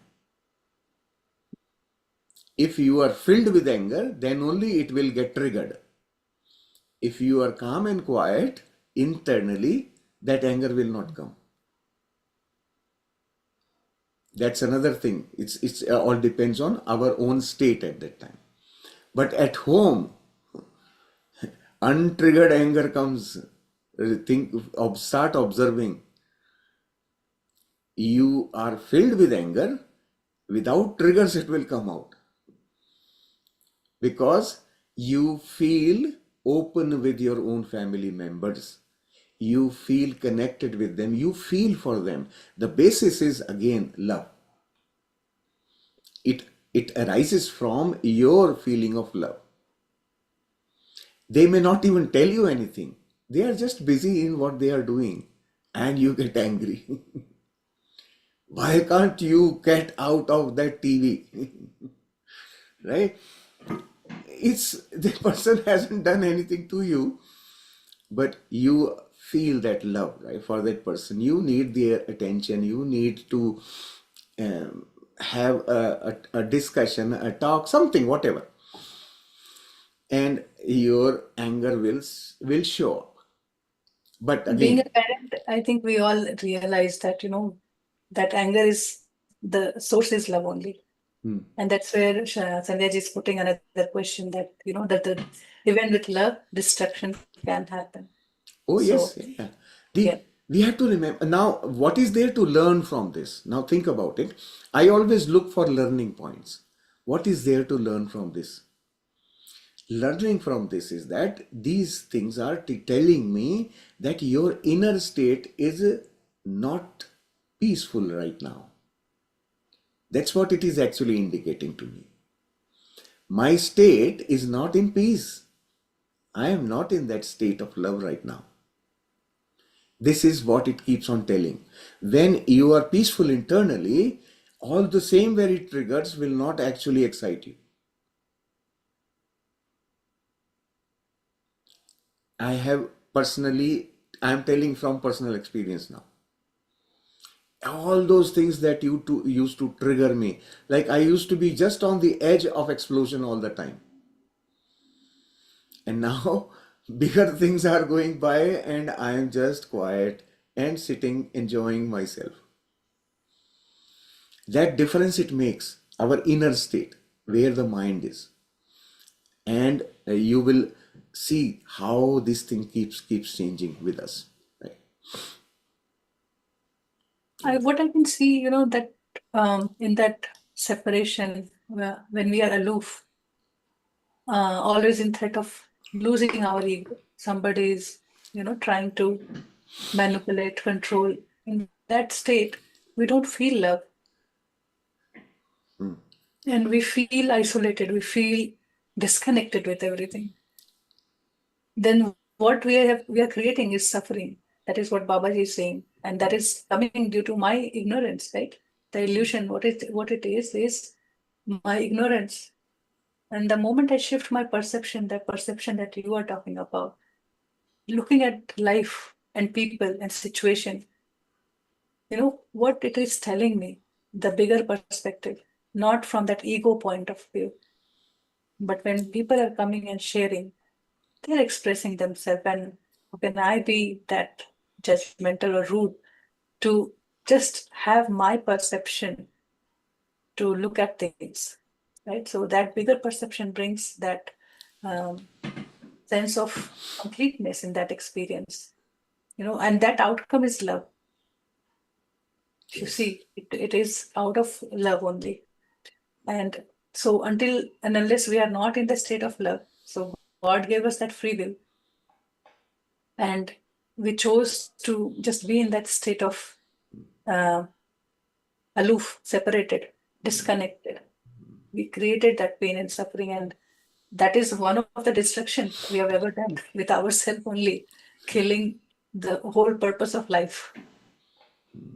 To be happy, to be joyful, to be expressive, to be who you are, The life goes on looking after one another and seeing that, okay, this is the only way to live. This is success. All those broad perception of success beliefs.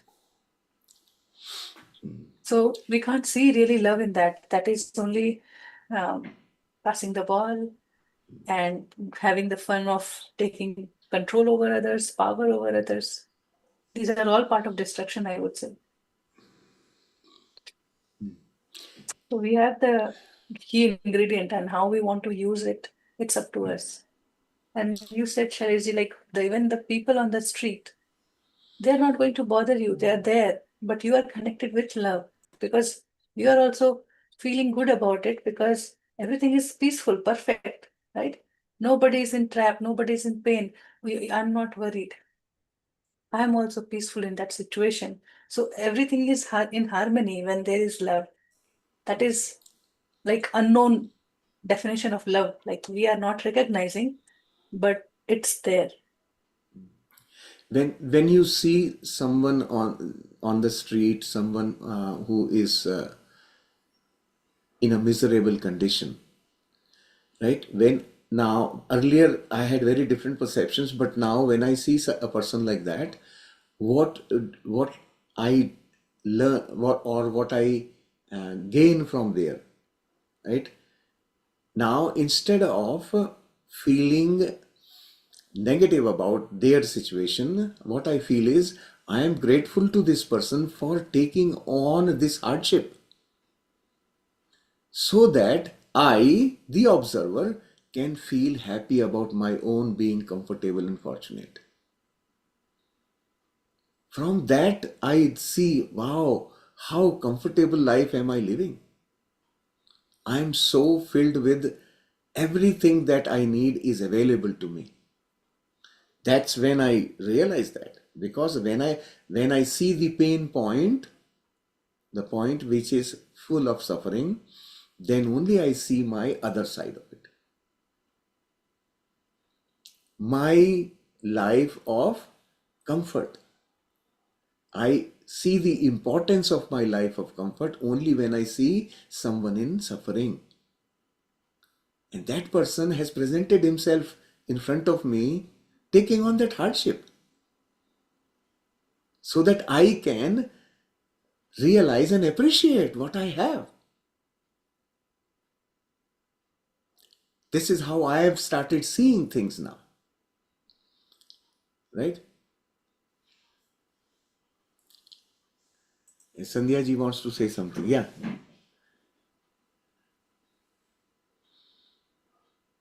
I suddenly felt that sounds so mean. It is, yeah, it will feel that way. Yeah. I mean, Certainly, being like, happy. mm, uh, uh, when what you are calling as mean, I call it selfish, Okay, right? yeah, Yeah, because yeah. then you're When, in the ego space, aren't you? I mean, not you really, as in me too. That's no, it. not really that way. Not really that way. You Well, are actually looking at things in a spiritual perspective now. You are not focusing on miseries of that person as such. You are focusing on your own abundance. That is the perspective. I'm not really feeling pity on that person anymore. That person, I'm really grateful that that person has taken on that suffering just to present to me a comparative statement. Look at yourself. You are filled with abundance. You have everything you have. That's the message I receive now. Earlier, I used to have all kinds of things. Well, oh my God, how poor this person is, what he may be going through, he must be suffering. All that thing comes from ego, actually. You feel pity, you feel sympathy, those kind of things, right? We give it a beautiful name called kindness. Then I want to do something for this person, action, right?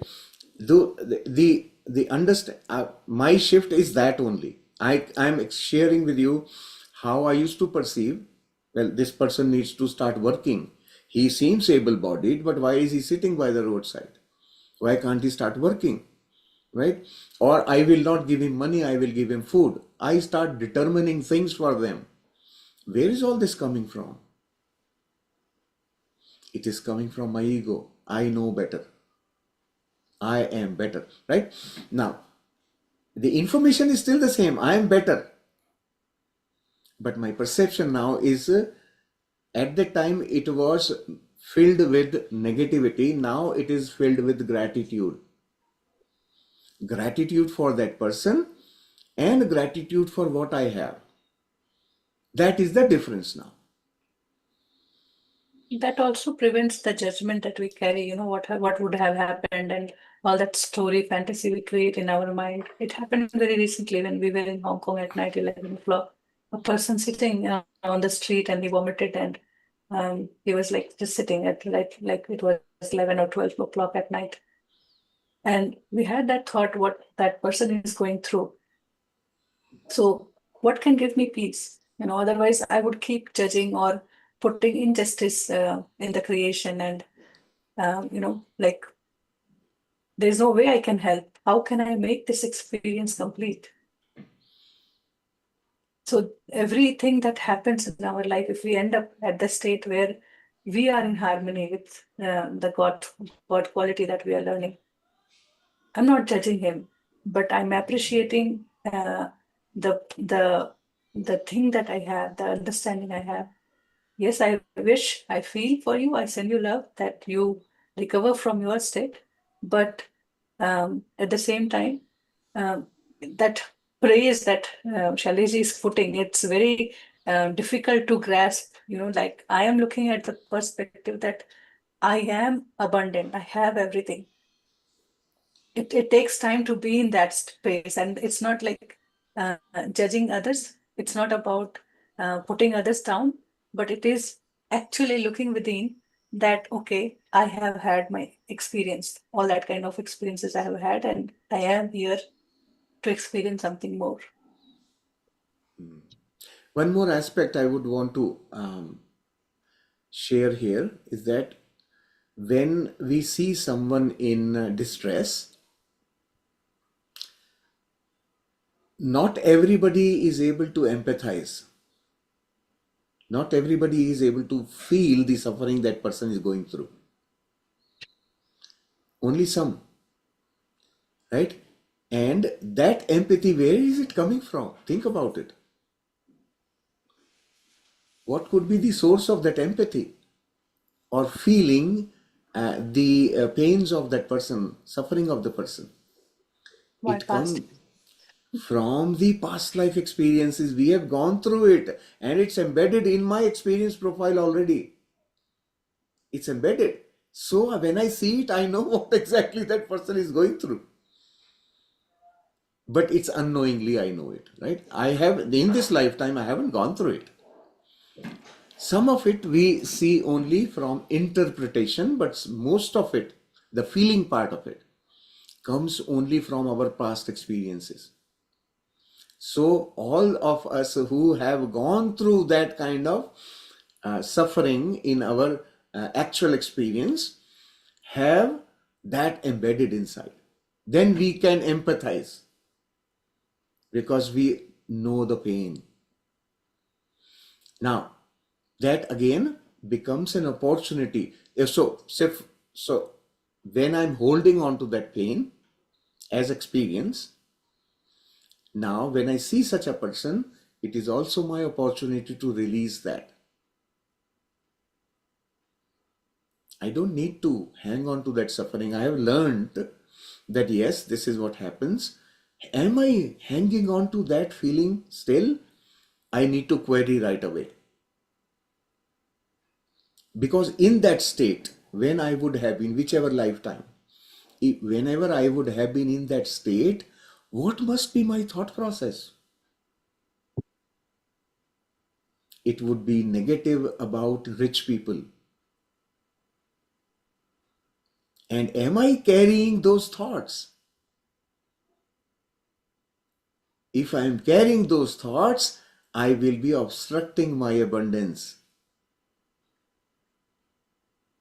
So this is also an opportunity to dig deeper into myself.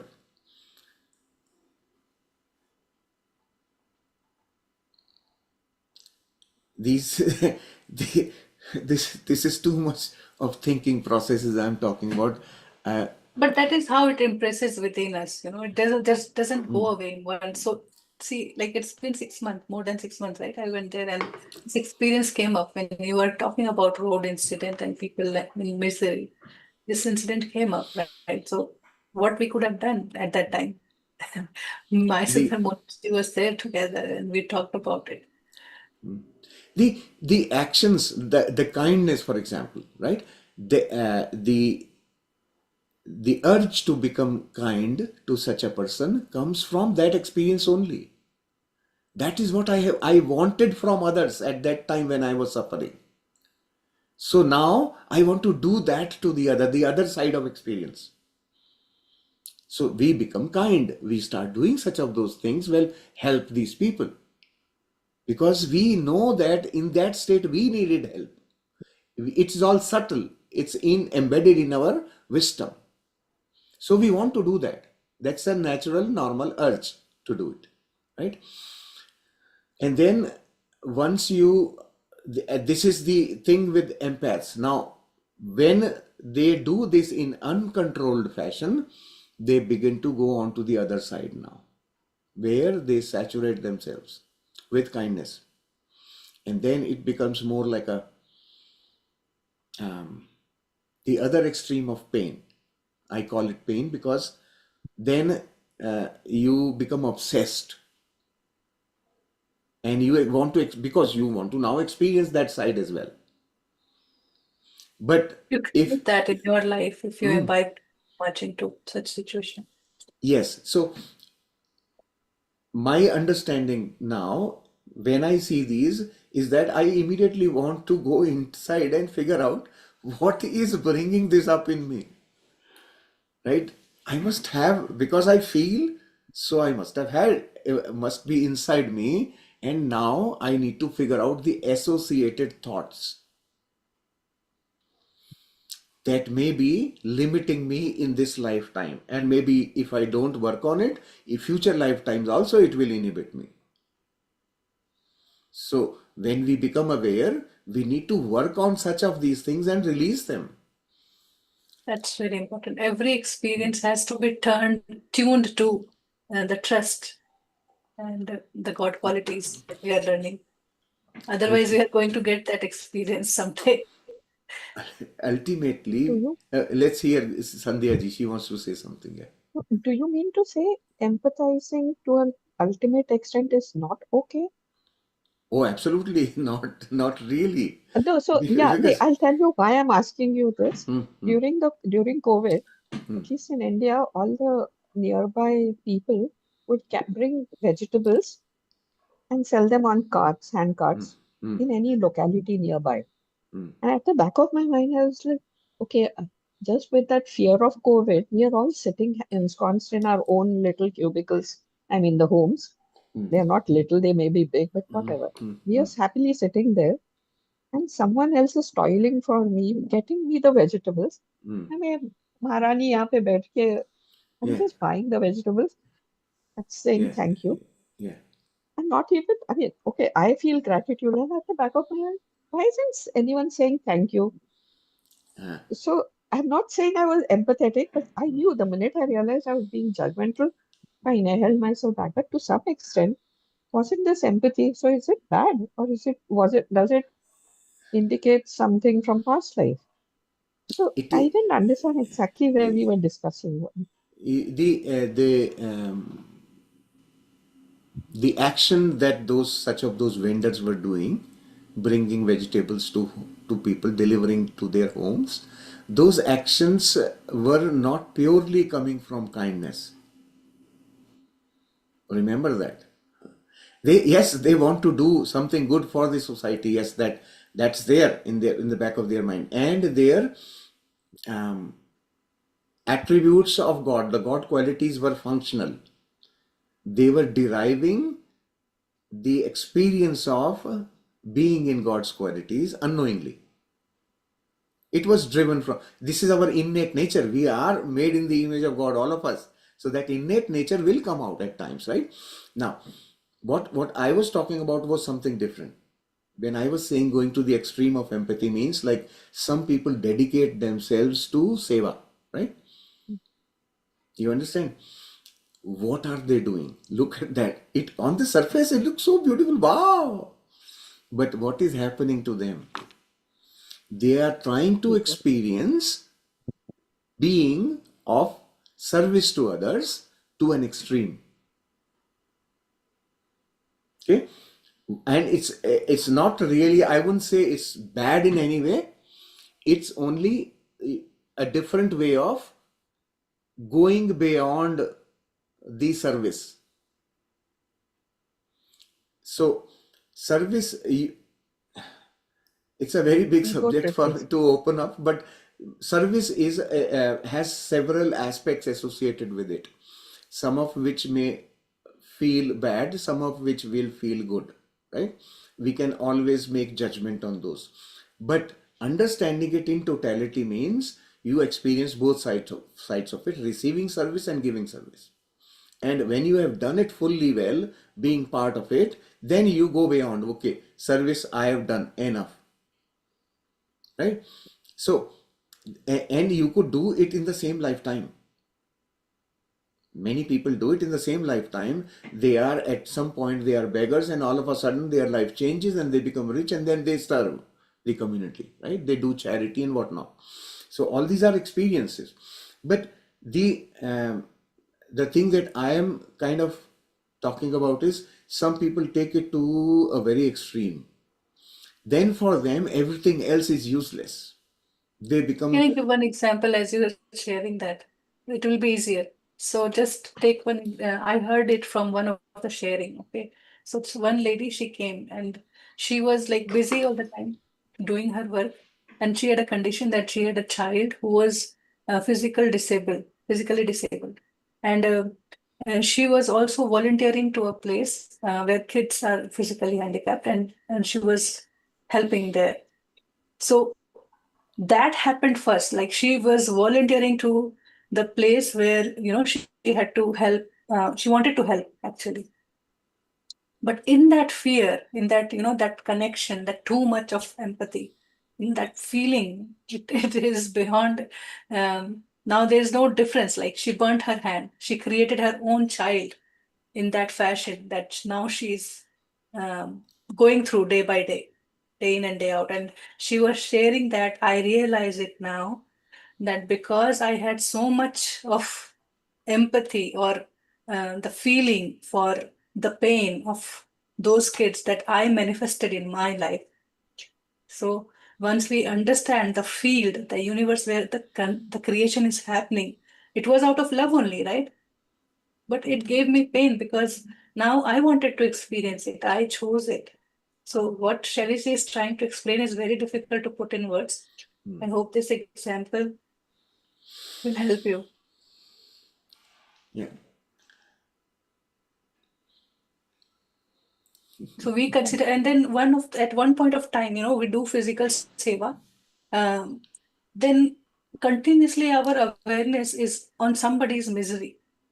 And that is when the spiritual seva becomes the highest seva, because now your awareness is on empowering others, looking at the soul in the image of God, for example. It's very easy to put here now, right? Now, in that image, you are just empowering that within yourself, and that can do a miracle. So, I had read somewhere, and that put me thinking that, you have to be kind, you have to be, serving.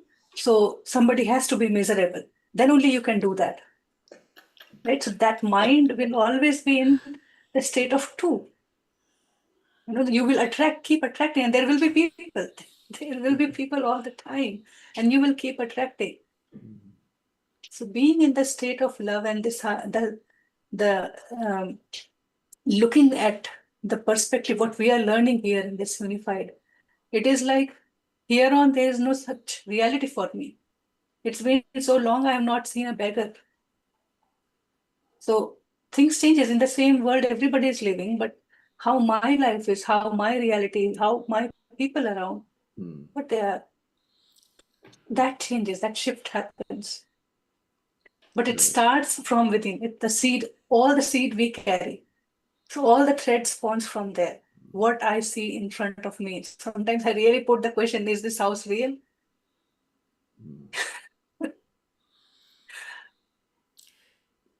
So, yeah, this is a very detailed, very big topic for us to think about, thinking deeper about all aspects associated with something that feels good on the surface, that looks good on the surface, will have inherent other side also, right? And we need to objectively look at both sides, not with a bias. Objectively look at both sides. Then once we have been able to look at that and experience it, then what happens? You go beyond. And what is the meaning of going beyond? Let's say going beyond this service giver and service receiver. What is the meaning of going beyond is now you begin to see everything as love. Now you can There's see, a well, purpose. yeah, the origin of each one of these things is to support each one of us to go to the primary purpose. The primary purpose is to know myself. Who am I? What am I? And I then begin to appreciate having been created in the image of God, my own being. So that's my understanding of going beyond. Like we have heard so many times people say, well, okay, you have to go out of duality. What is the meaning of going beyond duality? Is that only going to oneness? And what is oneness? Love. Going to heart space. Yeah. Yeah, Page, Sandhya also wrote this line, right? When we are in eco space, there will be clashes and chaos in our mental space. So when Yes. I can just tell you with experience how I feel. When I have a lot of thoughts, my awareness is here and I want to disconnect there. I need to bring myself here. So I bring my awareness slowly here. Then that chaos goes away. And then anything that I have to take from it, I can take it easily. Otherwise, I will be on threat. So nothing works out. It's just like losing energy. Bucket भर के energy निकाल दिया सारा. That's how it feels. All my things can go away in like 5 minutes. Enough. And then Becoming selfish is not bad in spirituality. This is one more thing we have to learn. The way selfishness is presented in social parlance is different from actually being selfish. The real meaning of the word selfish is becoming aware of self, fulfilling the need to become yourself. That is selfish. Fulfilling the need to become yourself. Everything you want to look at and do will bring you to yourself. That is the real meaning of selfish. Right? Selfish doesn't mean that you harm others for your benefit. This is the social definition of being selfish. You Remember harm. the God qualities and it helps us, define that Right. boundaries. So becoming selfish doesn't mean that you are snatching things from others. Becoming selfish is you are looking after the primary purpose that you are here for, fulfilling the needs to become yourself. That is selfish. And knowing fully well that the universe is abundant. Nobody needs to snatch anything from anyone. We all have infinite sources. We don't have to borrow anything from anybody. We have been created in abundance. Right? So when we realize this fact that I am abundance, then I don't even look at others because I need nothing from anyone anymore. Then I become complete. Then I know I am complete. I am full. I am complete. And then I become an eternal, perpetual giver. Just like the sun. You shine. That's it. We integrate what we are learning here, how creation happens with thought, right? So everybody has what that free will and everybody is in that creation. So we interfering or judging, it is putting us back where we have started this course. So I think putting everything together with understanding the creation, how things are just expanding, continuously happening. It is the free will given, it is the law of nature, and how I can be in harmony with that, not saying that, oh my God, it's injustice. So that's the whole point of thinking here or understanding. So even though, that like if we, chapter number 9, Babaji said that anyhow you keep thinking all the day. So bring those thoughts that is in love, in harmony, and then you be there. You send love. You remember anybody. You send love. You remember him with love. That love will impart as trust in the other life. Whatever he needs, it will come. So understanding this, that basic core ingredient of everything is love, and living it throughout the day in all such experiences, all aspects of our life, it will give us a bigger perspective, like the blossoming flower, what we will experience. But very beautiful conversation on this deeper Yes. aspect today. From this course, what we have to understand, this course is not taking us out of the mind. We will, as long as we are in the body, we will be with the mind. Always. Right? Body is creation of the mind only. But what we are learning here is there is another perspective to duality. Right? The mind is duality. The moment you are in the mind, you have one thing called ego, and ego creates the duality. And the moment there is more than one, there will be clashes, all kinds of things. Right?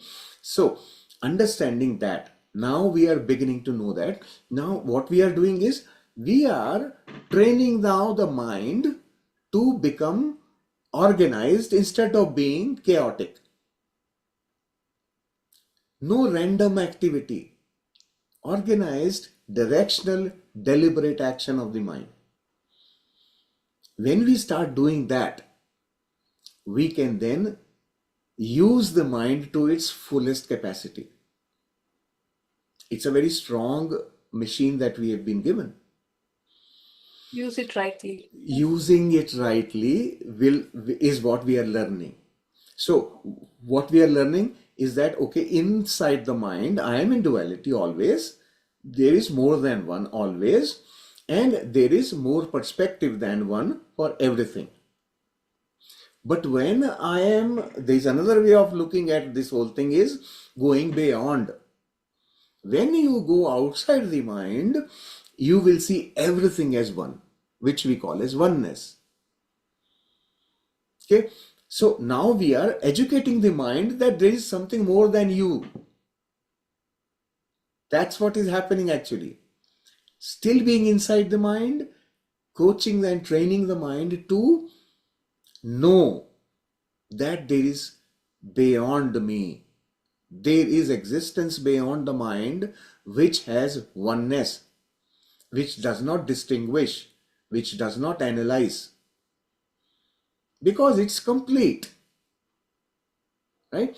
That's when our mind begins to, it cannot actually feel it, but it can sort of create an understanding. And that understanding helps us see the things in duality in the right perspective. Okay, so as long as we are in the body, there is no escape from the mind. All that we That's are what doing is comes about educating. meditation, right? Yes, yes, Training yes. the mind, meditation, all these practices come, and then understanding, what we carry in our mind. Do we still carry the flower that we have in our heart? Or do we still need to judge to live in harmony? That's why we are preparing ourselves to see life. It will hurt initially, it hurts a lot initially, it even feels impossible. But there are many who have done it. And we have the key, the techniques, the tools to practice over and over again and again. Then we start seeing one change, then another falls in, then another, and then yes, it's happening. That trust starts happening. So now probably you can understand the background of why I emphasize so much on thinking. I urge each one of you to think deeper, think deeper. All the time I am constantly asking you to do that. The reason is that the mind can be trained only by thinking. The training of the mind is to organize thoughts. That's what we are training it for, to organize the thinking process. And we have to then work on that. If we don't work on it, I see that 90% people don't want to use the mind. I don't know, they think it is too precious to be used. So just like jewelry, they keep it in the box. Only on occasions they put it on. Right? So using the mind is a very important aspect. Don't keep it in the cupboard or in the locker. It is meant to be used. It's your tool. And the more you use it, the more it gets educated, more it gets trained, the more it will deliver to you. It becomes more useful. So please, please, please use your conscious effort to think deeper, thinking deeper. Right? And for thinking deeper, some tips I can give is that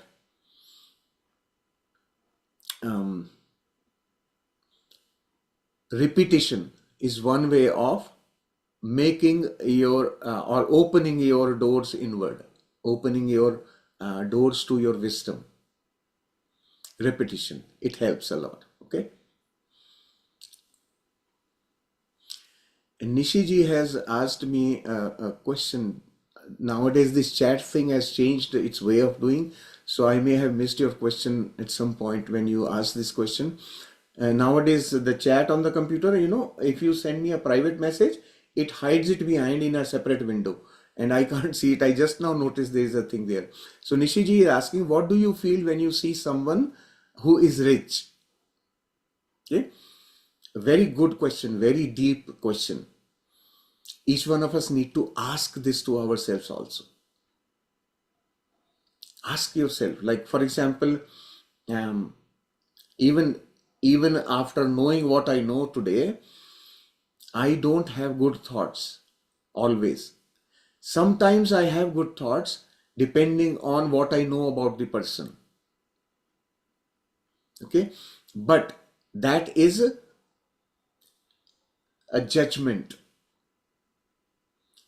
a deep-seated belief in my belief system, which needs to be cleared up. That's why I am bringing my awareness to these things these days. That I have to figure out what is sitting inside that prevents me from achieving abundance. This is one of the things. So very beautiful question Nishiji has asked. Each one of us should ask this question. Right? This question from within will open up your own limiting beliefs. I feel, based on the person, personally, based on the person, I'm now talking only about the rich. I really don't know too many of them, but based on the person, I feel different things.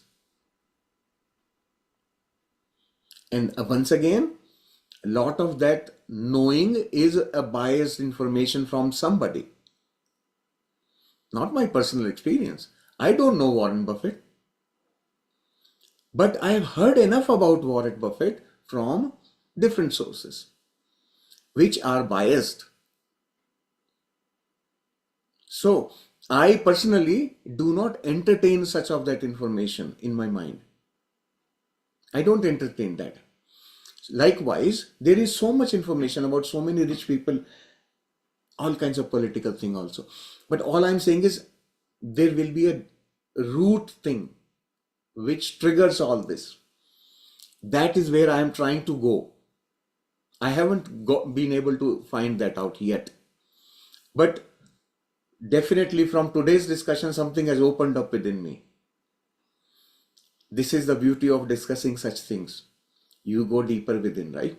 So I am now going to do more research on it within. And once I find something, I will definitely share for sure. But that will be my discovery from within, right?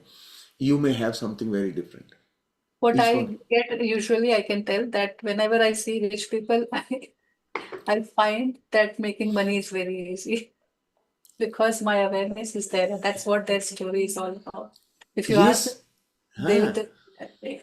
These yesterday I was dwelling on this topic only, by the way, internally. Two things came to me. The super rich people, how do they become super rich? Once the root inhibitor is removed, then money is a perpetuating machine. It will keep building upon itself. They don't have to do anything.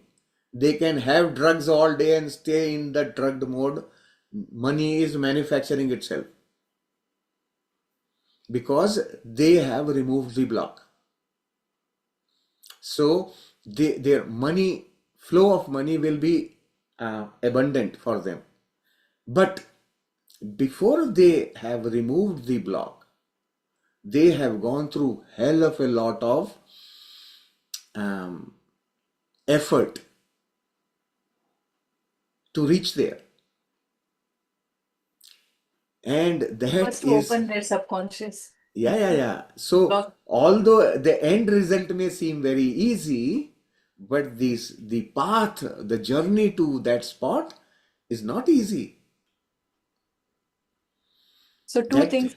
Yeah. Another thing I would say that even though that person is very rich, his needs are same as mine. He cannot eat whole world's food at one time, right? So having money, lifestyle, everything, it comes to me, and it is like, you're not losing anything. To Yep. have that life, you're not losing anything. You are already living that life because you are feeling that abundance within. So you are not in scarcity by looking others money or what you call it, success or anything Actually, else. actually, as far as eating is concerned, they probably eat less than me.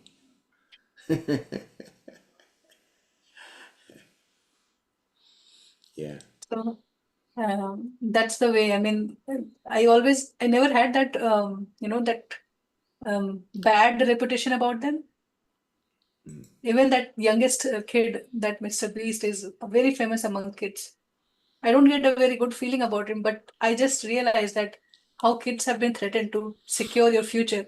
They're not told to live who you are, but they're told to do something to become something to earn money. And he showed that money earning is just like that. He just ruins hundred thousands of Mercedes at once, Ferrari at once. And that's a fun game for him. It's like full entertainment. I laugh at it. Literally, it brings so much opening that this matter is just nothing when you have everything here. He plays with things just like that. That's what I admire about him. Yes. So I will answer Sandhya ji's question here. Um, Using the mind and thinking a lot, you can live out of the mind. We are not going to live out of the mind. We will always, that's what I was saying. We can't be out of the mind. In the body, we will be with the mind, always. But what we are doing is using the mind to go beyond the mind, to comprehend what's beyond the mind. We are using the mind. Mind is a tool, right? So let me unmute you. Yeah. Yeah. No, but we would be living in heart space, so it's effectively living out of the mind, isn't it? That way I'm calling it out of the mind. Okay. So what we call as living in heart space to me is that we acknowledge our existence beyond the mind. That's the meaning of living in heart space to me. I acknowledge, yes, I exist beyond the mind, and the characteristics of being beyond the mind is these, that there's nothing but love, it's just oneness. Right? That is a very clear experiential, I would say, from experience I am saying this, right? This is how I feel whenever I have shut my mind. Then I am able to experience my existence beyond the mind. We can do it. But once again, how have I been able to do this? Using the mind. So you're using the mind to get out of the mind. Exactly. Actually, Yes. that's Yeah. what I was. Yeah. You As you're always talking, use the ladder to climb, isn't it? So mind is that. And now we are creating a proper ladder which is safe to climb. Right? That ladder is what we are creating now.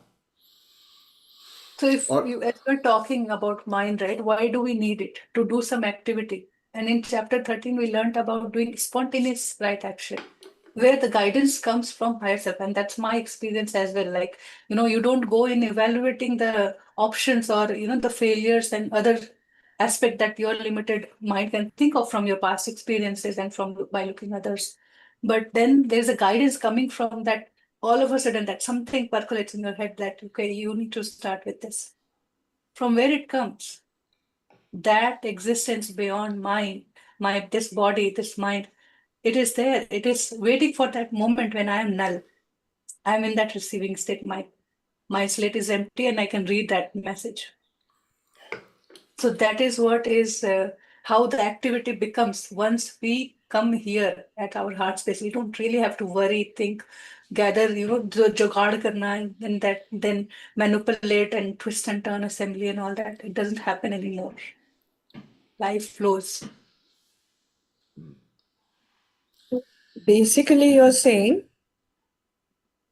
your mind is, I mean, your mind should be a slave to yourself. And so, okay, I'll put it better. Mind is a brilliant slave, but a lousy master. That is yes, what you're saying. Old saying, I exactly. would say, Yeah. but definitely that's how, I mean, it's a way to see that way. But here we are talking about training the mind. And when we give us the So it's whole a set of, slave. see, Or maybe you can consider it to be your child which you are trying to educate. Right? that's what Yeah. I would like better. I mean, slave, I think, I mean, it brings our perception of Connotation is bad. slave, yes, in the society. But if I have to choose a good word, I would choose something better, that Okay, a reminds me. kid.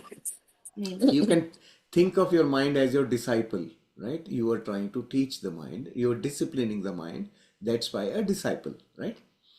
So you are disciplining, teaching, or in Patanjali's Yoga Sutra, he talks about one of the important things we have to practice is Anushasana. And this is what this is. We are trying to educate the mind to be organized and follow a discipline instead of being chaotic, random. That's the only difference. Thank you. Yeah, and you know what happens when you magnetize metal. Magnetizing is aligning all its forces, right? It becomes powerful, right? And till such time as a bare metal, it is random, it can't attract anything. That's what we are trying to do. Okay, so Sheelamji has got something here. Such a lovely conversation today. I mean, it's really enriching. I mean, to double check our perspective and to be aware every time when it happens within him. Alkaji has also put a question like, when I see somebody in, misery, I feel like helping them. And then the first question has to come that why? Why do I feel I need to help? Because that is where my healing is residing. My emotional well-being is at stake. So dig deeper to know more. And then you would know, your wisdom will activate that you what you want to do next. The mind will immediately take you out. It won't let you go inside to check why are you actually thinking like this. First thing, that should be our first thing. But mind will not let you do that. Mind will say, oh, you need to do something for this person. And you get busy in doing that and forget the basic purpose of that person coming in your experience. That person is in your experience for a reason. Don't forget that. Everybody that you encounter in life comes there for a reason. Nothing is unnecessary in the universe. Nothing. So every person that you come across in your life is there for a reason. Whether you recognize it or not is up to you. So when you see somebody who is unprivileged, underprivileged, then there are two ways of dealing with it.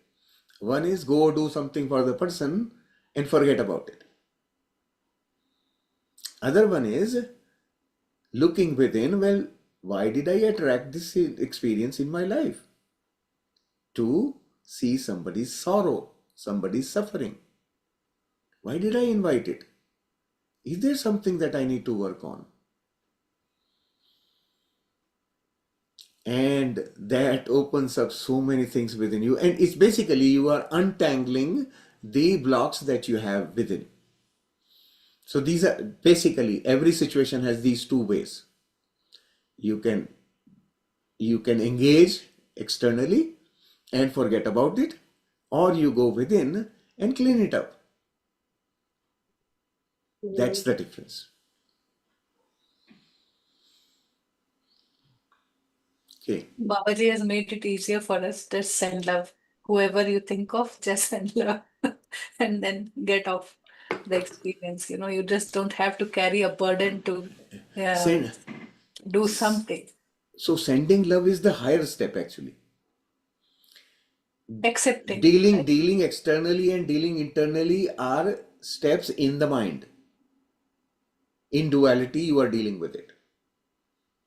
But what Babaji is teaching is, okay, if you can't handle this, just go above to that level where you see these things equally. In love. Send love and look at every aspect from that perspective. Right? That's easier way. It becomes, I mean, as you're telling Shailesh, all these things becomes easier when we focus on each of the God qualities. So whatever come to your mind, just write it one day. Take your time. Yesterday, last 2 days, I think I've been doing, and I got around 35, 40. So although just remember there are like one God quality like love, it can be expressed in many different ways. So do that detailing in your mind. Feel that presence of God, and that presence of God in those qualities, you will see it is available to everyone. everybody is loved, everybody is taken care, then this misery for others, these experiences will not flood your mind. It will accept the situation as it is. That's what I realized. I think that's what I've been prepared for the last 2 days. It's happening. I just wanted to write those. God is and I am. So that's the point. Even I think I remember Patriji's book, Be a Master. It opens up with a few things where he says that the life is running behind the success in this materialistic world, but we never question and we do not give value to these questions: who we are, what we are, why we have come here, from where we have come, and from where we have to go after this, and what is this life all about. And this is what Babaji is giving, that you take the root of your existence and this whole creation. Now you see from where all your misery will disappear once you understand how things work. And that is what is happening in all aspects of our life, be it in the kitchen or at work. If we know things in and out, it's easy. Yeah. Excellent. Thank you.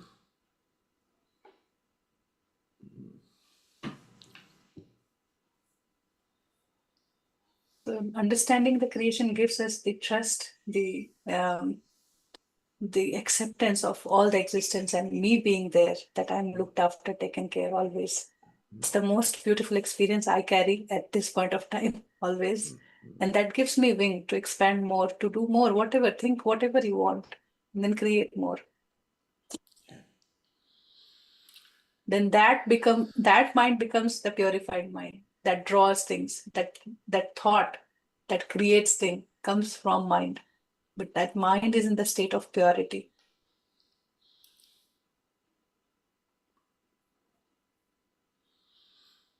Which is so beautiful. As I'm saying, the life experience is opening, and with every God qualities, it is shaping my mind, because I give a textbook and my mind is ready to understand it and tell about it. Now I'm giving the whole entire life and the trust in life, the God presence in there, and all my existence. Then it takes me that in that comfort of me expressing like God wanted to express, right? You are created to live like God. You are created to have thought like God. Then you have your creation like God created. So that is the power of this unified course. Maybe if we talk about it at day one, everything will go from here. But gradually, Babaji prepared us to understand these things. Observing your surroundings, observing what's going on around you in the form of nature, the way nature has presented itself, or watching other people go through their lives, right? We need to get the knowledge from each one of that. From everything, you can really get the true knowledge. The knowledge that will help us in organizing the thoughts, organizing the mind, removing the distraction and becoming focused in the right direction. That part of it is important. It's very important for us. Why do we have to really educate the mind? The question again, why do we have to educate the mind? One thing, yes, direct implication of that in this lifetime, experiencing the same life in a much more comfortable, enjoyable, beautiful way, full of joy, right? This is one thing. The other aspect of it we have to remember is that mind is our long-term asset. Those who understand what asset means, when you leave the body, mind will go with you. Body will not go, but the mind goes with you. So when you invest in the mind, you are investing in your future indirectly, right? whatever way, shape you take in your next reincarnation, the key element that will drive your life will be the mind. So what you carry from here is going to drive that life also. The way you exit from this life determines your next birth. This is one basic thing we all know, right? Forever we have learned this thing, that, right? We give it the name of karma. But basically, the way you exit, whatever you have created in your mind will determine the way you exit from this life. The state in which your mind is at the time of leaving. And that will, remember, that will not happen in one day. That will happen over several years of working with the mind. Actually, several lifetimes of working with the mind we have come to here. Now, having this much wisdom, we need to be able to work further to create a mind that will reappear in a different form in its original shape, in its original existence. That's the reason why we are working on the mind. Very easily understood. When you go in a chaotic place like hospital or things where accidents has happened, it's only the thoughts that is putting us in that, that fear or that something is not right kind of thing. So once even the body is gone, the mind stays in that chaotic state. We are contributing in that state to the existence, what we call the nature or the universe. Nobody goes. Just this five element goes from where it came. But mind exists in the form, the subtle form that is there. So if I create a mind which is in harmony, in love, in peace, I'm contributing to that. And I'm even in the body, I'm contributing to that existence.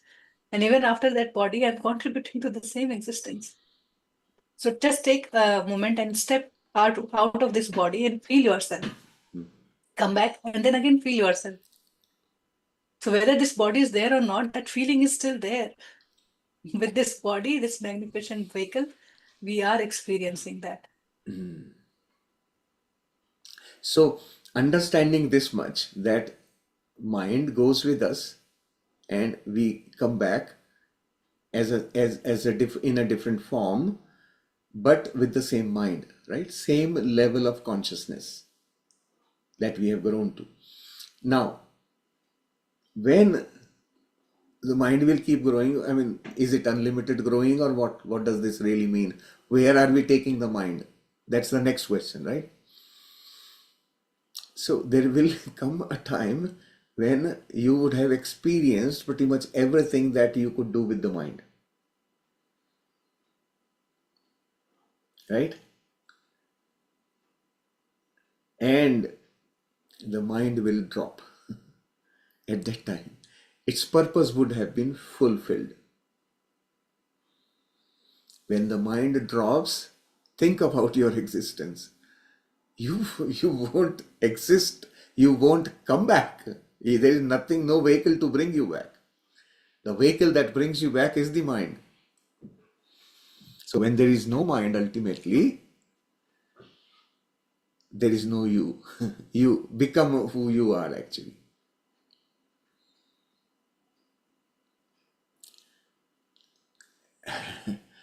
This is too heavy.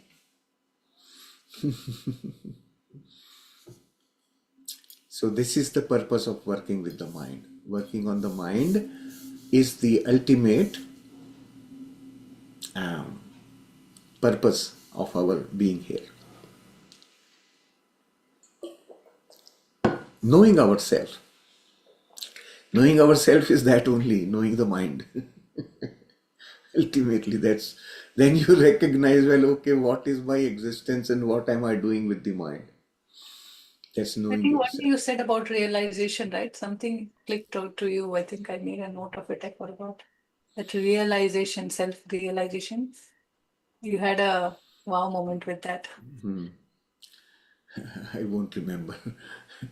So yeah, we'll have to see the recording again. But yeah, good. Okay, are Also, you? Yeah, yeah. one Ask. last thing I would like to say here regarding Alkaji's question. Uh, my thought process used to be, I want to help because I feel I can help. So it definitely puts me in the state where I feel, I have more than that person. So that separation again, I create in my mind instead of, you know, thinking or seeing that person having everything what he wants to experience, and he is experiencing what he wanted to actually experience. That is the key wisdom behind. That is what do I trust that person who is in the state of suffering is enabled, is having everything. If we have to conclude that experience, maybe it takes five experiences, like first time you want to help, then you go and help. Second time also you feel like helping, then you help in one means, in other aspect, by different means you try that. But at one point of time you get tired. Then you check yourself truly, what can help really. When I am in that state of acceptance that that person is enabled in itself, whatever he has, he is experiencing, he is creating, he can change it any moment he would wish to. I always admired the example our Prime Minister is a chaiwala and studying in the lamppost at night, our APJ Abdul Kalam. These are examples of, the resources are never limiting us. We are limiting ourselves always. So have that trust and then see again what it brings to you. It will give you a bit better state, you to be in harmony. But also definitely do not miss the step why I feel want to help others, why I feel that need.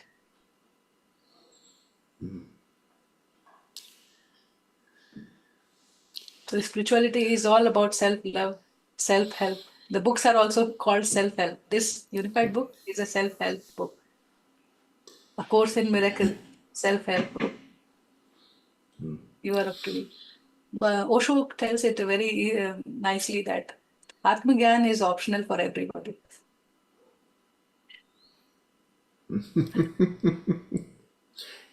Yes. It's a useless thing, although altogether. Yeah. You, unless you have experienced everything that is available for you to experience, you won't turn inward. People will not turn inward till such time they have fulfilled their desire for the external, right? So, and it nothing is wrong about it though. What is important for us to understand, don't underestimate that experience either. It is important. Experiencing the outside is important. But there comes a time when going inward becomes significant. Well, okay, you can't remain on holidays forever, isn't it? You have to prepare to go back home at some point. And that's when you start turning inward. Yeah. Many, one, I would say, epiphany that I had today was that what about the people that we call successful in life? We have so many examples. Wow, this person has achieved so much in such a short period in his life. Like his age is 40, 50, whatever, and in this much time he has done this, all that, right? Looking at all such successful people, what do you think you understand from there? Each one of us has things to learn from there. Not the detail of it, but the concept, or what is common between all of them. What is common? Think about it. Like I was thinking like that all these people struggled, put in so much effort to climb every step. And then finally they arrived at where everybody noticed. Wow, this guy is a great guy. Before that, nobody even knew them. They were still climbing step by step. Every step was a struggle, effort, right? So, what was different between them struggling and me struggling? Think about that. They struggled, I also struggled, but why my struggles are not taking me there? I am also struggling. What is the difference? The difference is all of them, invariably all of them, look at struggles as opportunities. I look at struggle as suffering. That is a big difference. It separates everyone from us. When you start defining the negative side of life as bad, you will keep struggling. When you start embracing the negative side of life as opportunity, okay, I have to grow from here. It's a challenge. I have to grow. Then you look at that as opportunity, you actually grow, you climb. And such of those people reach those heights in their lifetimes. So, considering this information, if we look at our life, the difficulties in our life are helping us to see opportunity to grow our consciousness. The struggles and the sufferings of this lifetime help us grow. So our attitude towards them should not be to escape and run away. Attitude should be to, okay, let me see what is there for me to gain from here. That will help me climb the stairs. This is what I realized just today during this session. Also, when somebody comes in asking for help, then it's a different thing, right? Someone comes and asks for help is a learning experience for both. That's again an opportunity for me to test myself in several ways. Actually, for that matter, every action can be done in so many different ways. The act of charity, for example, is actually, if you see people around you, a lot of charity constantly happens. In how many different ways can that be done? What am I thinking? What is driving me? What is motivating me to do such a thing? Right? Helping others. What is motivating me is primarily what works for me, what helps me, my motivation. I could be thinking that I know better than this person, or I am more capable than this person, or I have more resources than this person. This could be one, right? That coming from the ego. But there could be other one also coming from the heart, from the love. That would be coming from your wisdom that I know in that state of suffering, I desperately need help. I want somebody to come and bring me out of that suffering. So this person is coming to ask me, let me go and do it. So when I go with that mindset, then what will happen once you bring that person out of that suffering, helping in whichever way, and if that person comes out of suffering, the joy that you will get will be immense and you will forget all about what you did for him. The choice is again still with us, right? We cannot help everybody, even though they come asking help.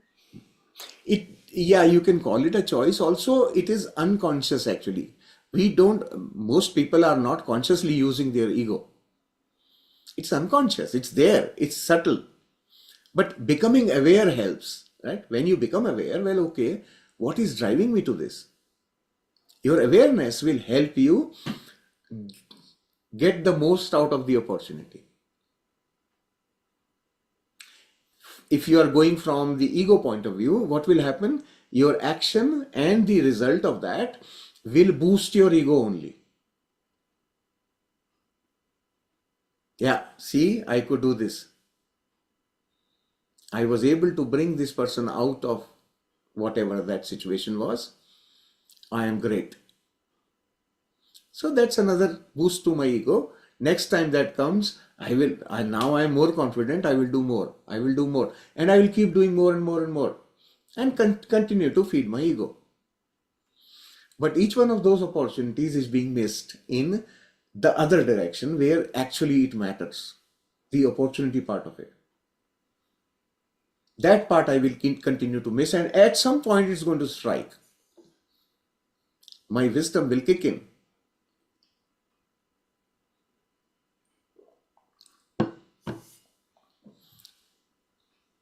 And it will keep, this is to be experienced to understand the full depth of it. Try, I mean, like these opportunities are there every day in our life, all around us, right? So try doing them differently. Now being conscious, try doing them in two different ways and see what you derive out of it. And you will immediately know. That all-knowing intelligence is always there, and it react differently at different situation. So And then again, when someone who's asking you for help, if it's a known person, your own family member, for example, you deal with it differently. And if it's an unknown person, your approach is altogether different. If it's a half known person like a neighbor or somebody, your approach is even different. Right? So be in awareness when you start dealing with them. Then you will start seeing, well, each one of these opportunities was here for me to grow, for my growth, my expansion. that is where chapter number 18 comes in play. Now I got this clarity what we are talking about, and then in part 3 we have the answer for all these questions. Yes. All right. So we are on 3 hour. After meditation, everybody was quiet as if we have nothing to talk today. We are all done. Purpose of life is met.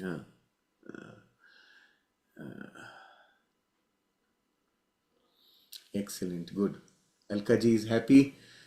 We are On the happy. spot, I got this intuition to clarify a little bit more, because when we ask straight question to ourselves, everything goes into a shell like a tortoise. Chalo. Thank you, masters. So tomorrow we will do question answer, and you will need to continue your practice for 4 days. Complete all the 7 days on this, right? Yeah. In Hindi group, I have asked one question. Although before that only I posted the answer, and I asked one question about, what did you receive from your higher self? The message, the note for you to return to your original self. Nobody could find the answer. I would suggest everybody to give it a try and see what comes in. It could be, the answer is very simple, that you might know the answer and that's why you are not getting. I'm waiting for that to come, and I will reveal that tomorrow. But it is known to us, and that is why the answer is not coming. We are thinking something special will come and something different will come, but just give it a try. Like ask in your particular case, what answer do you get?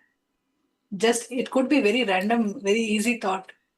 You may not be able to identify it, but just get that in your mind and ask that question from your higher self. What do I need to do in order to return to my original self?